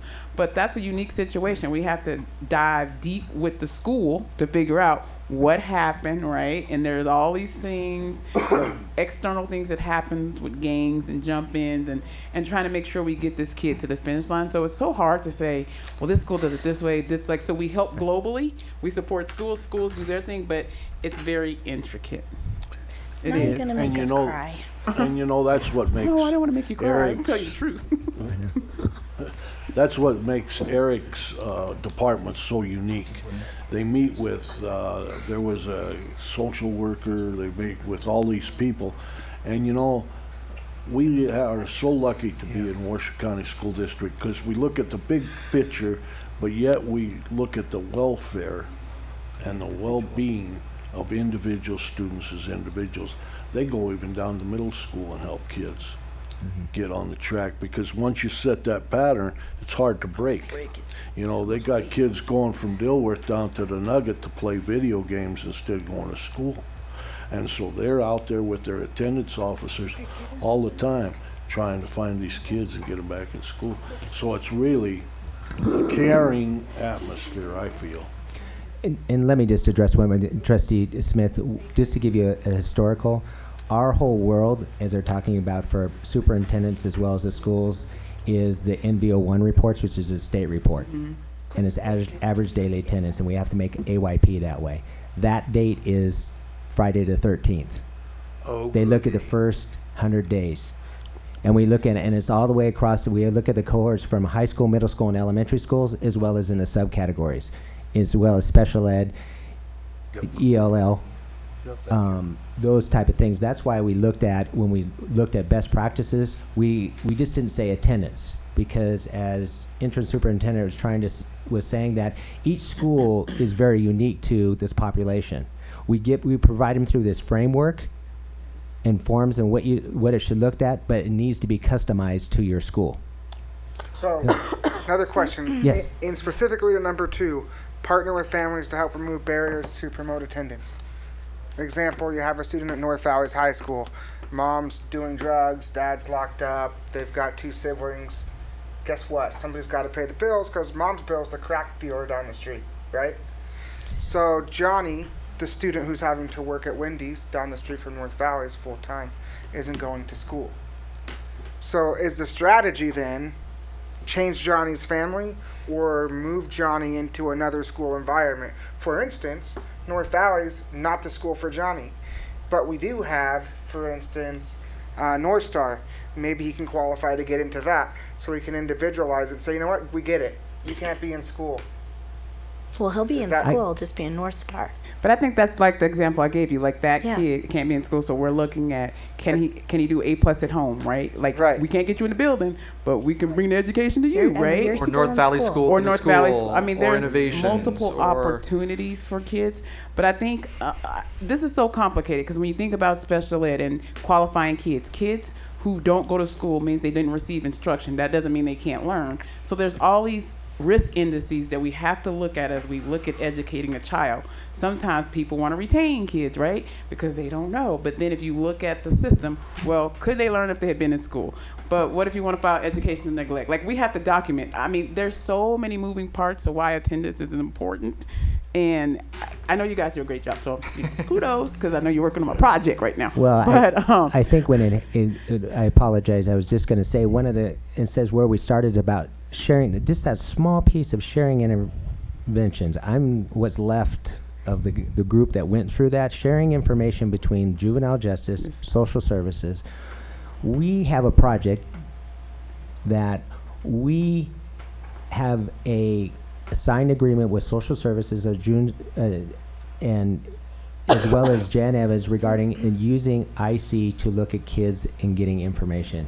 Never in my wildest dreams when I started way back when I think we get there. In fact, there was mountains of people that were against that. Now we're able to do those type of things. The big, which comes out there through tremendous. In fact, we met with Judge Walker, who says, I have to get this right now. Yeah. Because it gives that whole picture. That's about the sharing. That's the collaboration that everybody's working together because they recognize that. And it's really, that's why I say when I tongue in cheek is saying they looked at Washoe County because we are looked at as one of the models nationwide of what we're doing in terms of those collaborations because we've had them strong and it just keeps getting better. And then in providing the legislation, it's really looked in the thought. It says what's going to be the best interest of those deep end kids from detention on the social services side, the foster kids, those type of things. And you know what Eric said. I mean, they built this from the ground up. I mean, it's a whole different world. Yeah, it's just so. If you have time, spend a couple hours with him. Yeah. On the streets and see. We would invite see any what he trustees does. to join Yes. Eric and some of the work that he's doing. And especially, it's so convenient Jan Evans because he from can just Academy. walk down the hall to Catherine's office. He could go to Christine, I forget her last name. It was Flora, but Christine Eccles. Yeah, Help it in. he could go to Christine Eccles and get help through the Children's Justice. Before, it would take paperwork up the gazoo to get it. It's very, very streamlined. You ought to go spend some time with him. I did have a lot of hair, and it was a different color than it is now when we started that. So it's been a process, so I can tell you the historical to it, the good, bad, and the ugly. But when it's come out, it's come out for the betterment for kids, and that's what we're all working for. It really has. Yes. Thank you. I'm ready to call the question. Yes, go ahead. Thank you. I move that the Board of Trustees give preliminary approval to the revision of Board Policy 5400, student attendance, and initiates the 15-day public review process. Second. It's been moved and seconded. All those in favor signify by saying aye. Aye. Opposed, same signal. Let the record show unanimous. Thank you. both Thank of you. Thank you. And Thank you, Brian, trustees. I think Thank you for just my stay Jan there, Evans don't visit. you? Okay, I'm not moving. You just changed dance partners. Tiffany Young will help you on the discussion and preliminary approval of the proposed adoption of Board Policy 9210, Equity and Diversity. This is for preliminary hearing. Yes, thank you again, trustees, for having me. As I mentioned at our previous meeting, we discussed that this would be the first ever policy adopted for Washoe County School District that speaks to equity and diversity across practices throughout the entire system at an umbrella across the district. And based on the conversation that we had last time, we included some of your comments and suggestions regarding stating things like individual practices, including answers about rigor, relevance, and relationships. And then specifically, Trustee Franco wanted to speak about the culture of respect and modeling that behavior, and we included that as well. And so, as we mentioned before, our equity and diversity policy has been vetted through our task force, through legal, to make sure that we are in compliance with all the NRS statutes and the titles and every other legal term that you can possibly include around civil rights and practices. And we really wanted to make sure that the message is clear around culturally responsive teaching practices in this policy that include and not just limited to race and ethnicity, but we talked about special needs and disabilities of our students and learning environments, as well as professional development for our staff. So there was a lot of effort and energy, time, brain work, cutting, chopping, having some difficult conversations, as Interim Superintendent Davis mentioned, regarding institutionalized racism and practices, including issues around disabilities, disproportionality, disparities in graduation and student achievement. And our overarching goal is to make sure that we have a system that has culturally responsive practices that ensure that our staff and our students are successful and we increase student achievement across the board. You've done Right. you've done magnificent work. Magnificent. I love this policy. You've done an outstanding job. Is there any questions? No, I just want to comment. Before I became a member of the board, I was a part of the task force at some of the preliminary work in this, and I really want to commend all of those that came out. I mean, there were work sessions. I mean, Great. looking at things, input. I mean, people from the district, parents, community members. I mean, they were really work sessions, really working through the detail of the policy. So under Tiffany's leadership, and Byron was there, many times, and Superintendent Davis was there many. And they were well attended. A lot of hard work. So it's I do believe it's a great policy, but that's because of the work that was done. Yes. It shows. Well, it really does. I was glad they had food, because sometimes they kept us. We know, we know. I just like- want to commend them on the opportunity to mix us, because sometimes we get comfortable with who we know or people, but they did a really good job of mixing us and meeting new people and then having us have discussions, because then you bring what you have in your backpack, but then someone else told it from a different vantage point. And I think we got to a better product because it was more than about what you knew, it was more about the system. So kudos to that group, because I know that there were some hard conversations. Yes, Hey. there were.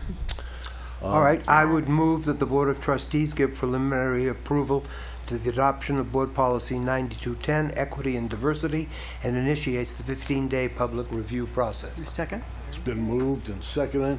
All those in favor signify by saying aye. Aye. Those opposed, same signal. So carried. Let the record show unanimously. Thank you so much, trustees. Thank you. Okay, now we have an item that we've been juggling it around 2 or 3 times. And so we'll... You sure Don't- we want to have this discussion now? We're tired. Well, I know. I was about to tell Lindsay Anderson that she's between us and adjournment, but maybe that wouldn't be such a good idea. I don't want to be that either. Oh, do you want to put it Yeah, on the go next ahead. agenda? But I think the issue was that It's on time sensitive, Friday, yeah. Something that they were time going to sensitive. meet on it, so she needed to have some input on the thought. Is that what I heard you say? Yep. Yes, ma'am. It's time sensitive. Time sensitive. Yep. Okay, insofar as I am concerned, this business of guns in the school, whether trained or untrained or any other way, is making me really, really nervous. Now, just so that you'll know how this goes, don't panic. I haven't got a gun. This morning at 7:30, I was in front of our police station at UNR and asked Todd Renwick to come out and talk to me because I was going to bring something on campus and I didn't know whether or not it was legal. But this is the kind of thing that if indeed we're going to arm teachers, this is the kind of thing that I think should be used. It's a pepper blaster. It's a gun that shoots pepper spray. It is non-lethal. It can't kill anybody, but it can make them awful uncomfortable. What worries me more than anything else is what would happen if a teacher, trained or untrained, I don't care, If the bullet were to ricochet or something like that and the child were to be killed, do you want to live with that for the rest of your life? I can't see it. And whoever is doing this bill really needs to think about this really, really carefully. I was told this morning I can bring this on campus because it doesn't shoot a projectile. Okay? When I came, I called Sergeant Price right away and asked him the same question. So even with having this, I think it's important that they know that a person in school does have this. Yeah. But I don't want to see guns. Don't think it's a good idea. My understanding is that this piece of legislation involves not guns inside the schools, but guns inside vehicles that are locked. And so one of the questions that I have is, one of the things I always look at when I look at an issue is, what's the problem it's trying to solve? And so I'm kind of trying to understand the circumstance in which that would be important, necessary, certainly wouldn't help in any defense of the school, which is not what's being thought of there. So I'm kind of wanting to understand the backdrop of this, and maybe this is more of a, a side conversation for me to understand with the legislator, but that's part of the question I have, because I think my background as an expert on workplace violence and workplace safety tells me that any presence of any firearm creates a higher risk of, so we have to deal with that. So regardless of if this passes, then we're going to have to deal with that. But I kind of want to understand what's the intent and purpose behind the piece of legislation. And I got to tell you, this school district isn't new to these kinds of things. One of our high schools, a vice principal was there talking to kids and stuff, teaching it, and he says, "Oh, I left something in my car, would you go get it?" Gave him the key. The kid goes out, and here's a gun in there. Now So that's actually the impetus behind the piece of legislation, is that actual, he was there to testify in support of the legislation.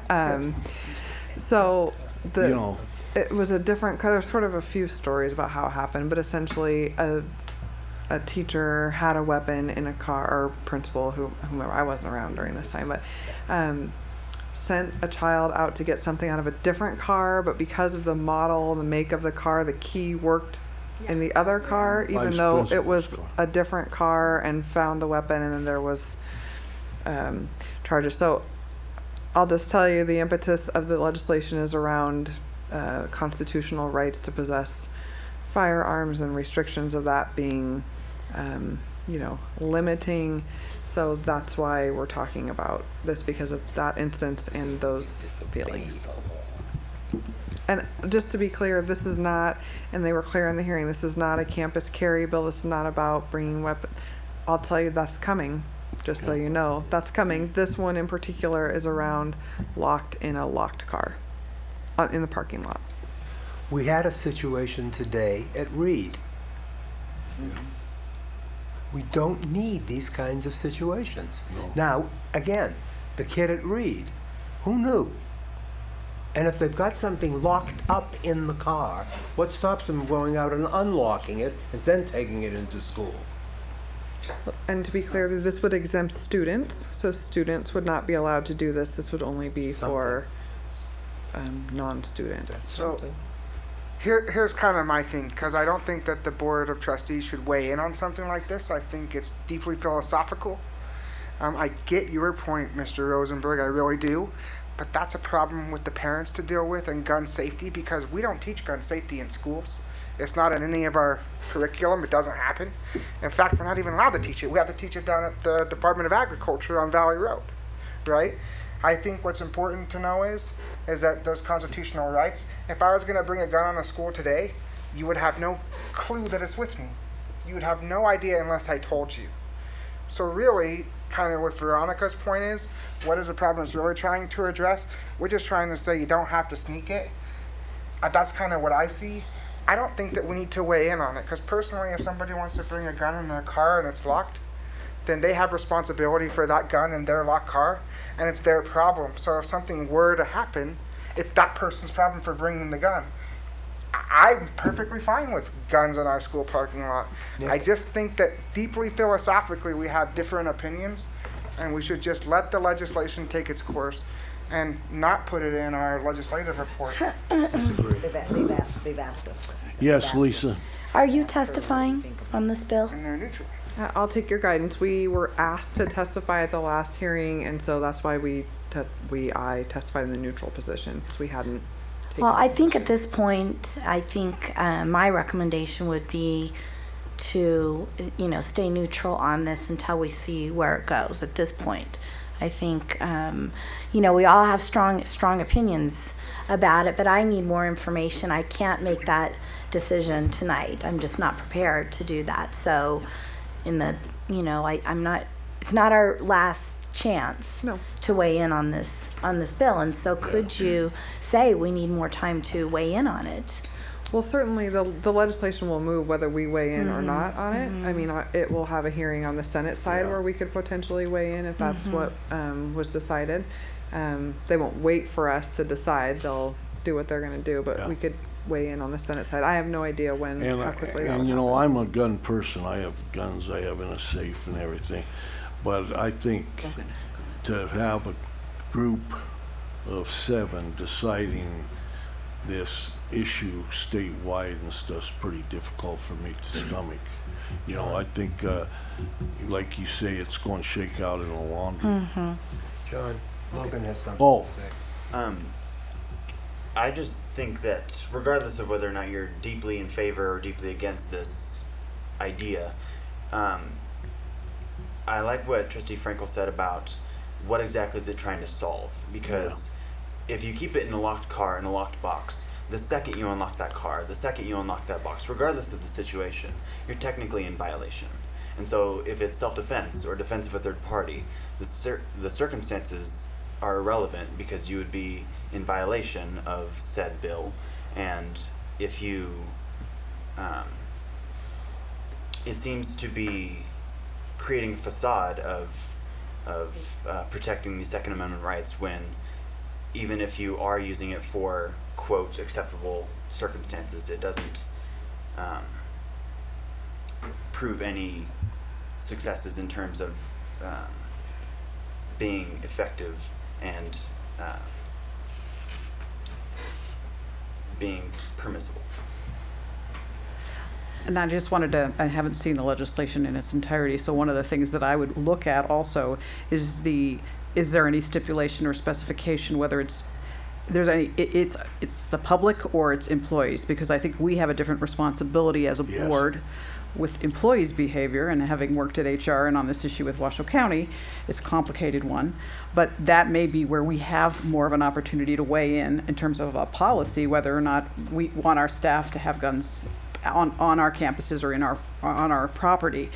Our control or ability to control those other individuals who don't work for our organization. So I don't know if there's any differentiation in the bill in terms of who would have the ability to have the right to do that.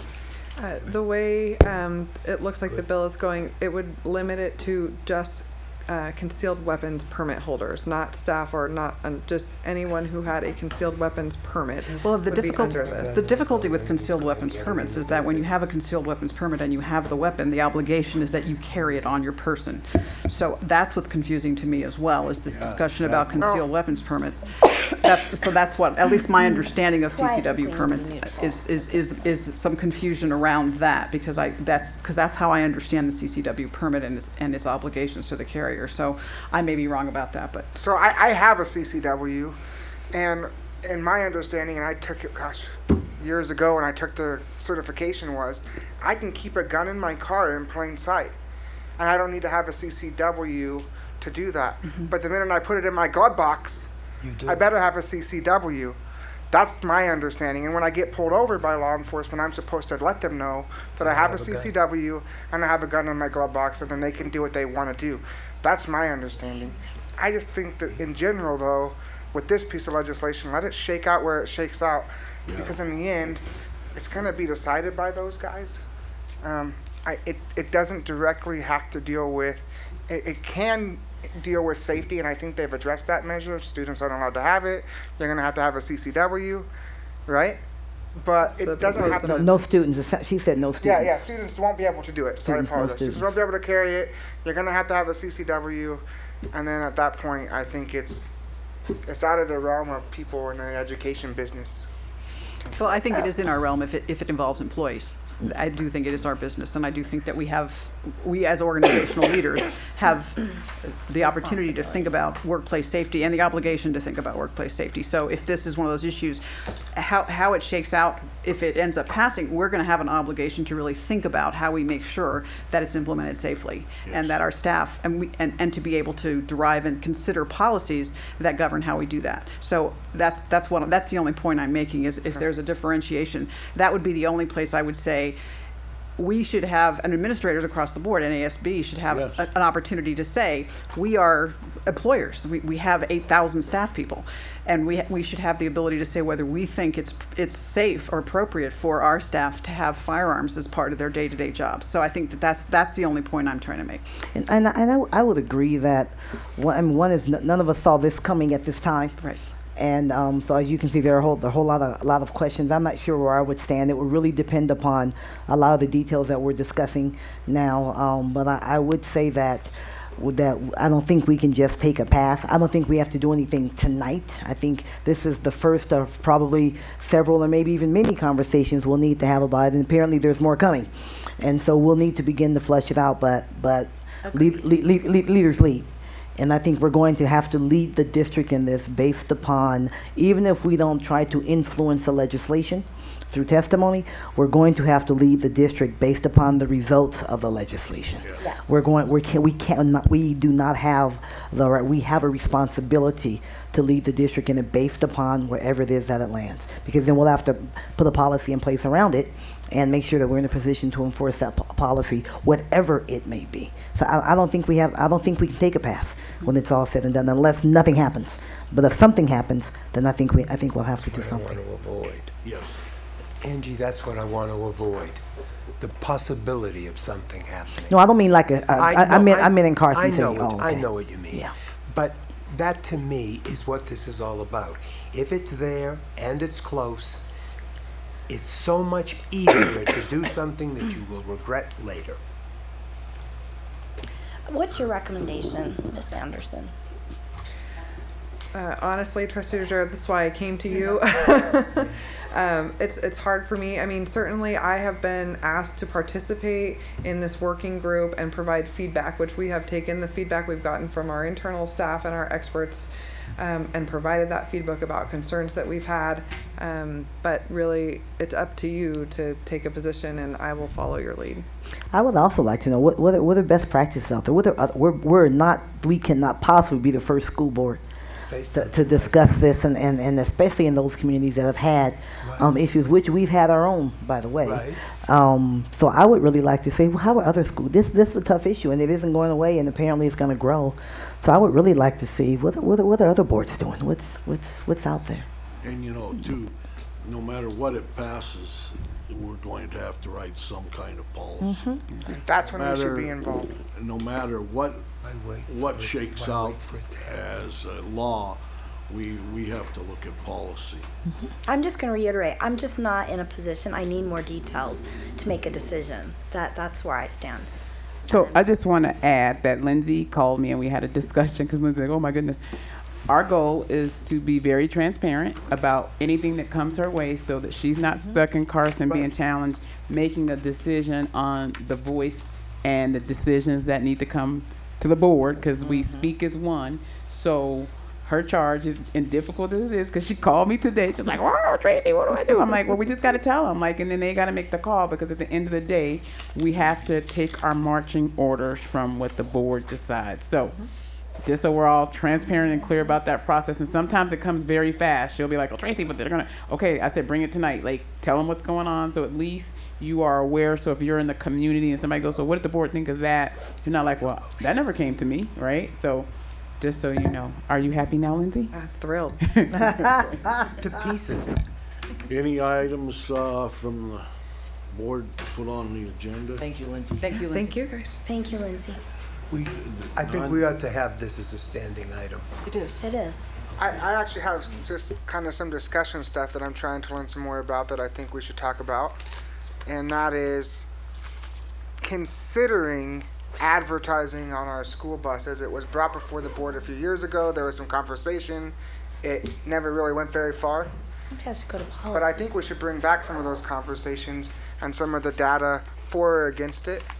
Advertising on school buses, just to clarify? Yeah, like on school buses, and it has to do with our. Drink Budweiser on the back of it. No. Within reason. I'll tell you, if That might go to you policy. if you say that there could be advertisement on the bus, you can't delineate anything. Well, actually, That's a freedom of speech thing. Let's not have a discussion about this. So Let's He's take just it. asking so for it what to be- what is it that you want? Do you want us? Because I wasn't here when that decision was made. Do you want us to find the information, the policy, like the information how they? What is it you want us to bring back for you? We've got it, I'm sure. Actually, we do have it. Lisa Scurry has it. I think that the group should get to see that information and see the presentation again. Good. So you want us to have a discussion item? That's right. A discussion item on that. Okay. Fine. Any others for agenda? Nick, are you talking about the outside of the bus? Yeah. Okay. And I was prompted by the professional learning policy discussion that we had at the board policy meeting. That, I mean, I'm new and I'm going to be meeting with the staff from and trying to get a feel for and an understanding of the different programs we have. I'm just wondering if we can have a more detailed presentation on some of the different work that they're doing. And I can just go and get my own presentation, but I found and I heard from board members that they weren't really sure what people were doing and who's doing what. And so I thought maybe that would be important, given how that's one of our goals in the strategic plan is our talent development. we will have department reports. So we're gonna get that there. will get, but it'll be it won't be way deep down. Yeah. But so but the department reports are in March, the end of March. So And that's fine. If that's where we can hear it, we can ask but if questions there's at that something time. specific, like tell me. And it could just be me because that's my passion. So we're okay. We're here to. We're making a list. So I have one. But I think maybe we can wait until after the department report and see if there was additional information that we probably want to have brought to us. I would like to see if is it Delisa who's in charge of parent involvement? Yes, Delisa and I'd Alicia. like to see if she can do a presentation on the different things that we're doing for parent involvement. okay, so when we do department reports, right? Each department they have like 20 minutes to get up and say, here's what my department it does. Here's how we measure our progress. This is what we're responsible for, right? Mm-hmm. And then, so Delisa will tell you about Parent University. She'll tell you about home visits, all the things that their department does. And maybe it's just the timing because you're new, then we got reports coming. excited. We too. wanna learn. So will it suffice if at the department presentations, or would you like that earlier? No, that sounds good. Okay, That thank sounds you. great. Thank you. I think that'd be great. Can And you then blame if us it for does our- not get if you need more information after those reports, then we could do a larger, or for those who just want to be specific, we can have you meet with those departments, however it works for the board. Okay, looks like everybody's tired. Anything else for Next meeting? I move we adjourn. this meeting is, what? February 24th. What's the next February meeting? February 24th. Okay, February 24th. Date of summit this Friday at 8 o'clock. at Truckee Meadows. CC. Truckee Meadows. Move again. Red. Remember, I'll be in Mexico, my sister's wedding. Yes. I second Howard's motion. Okay. It's been moved and seconded. All in favor signify by saying aye. Aye. Opposed, same sign. So carried. Please post it with your name. This is my date of birth. Thank you. Thank you, Jason. Friday. Yeah.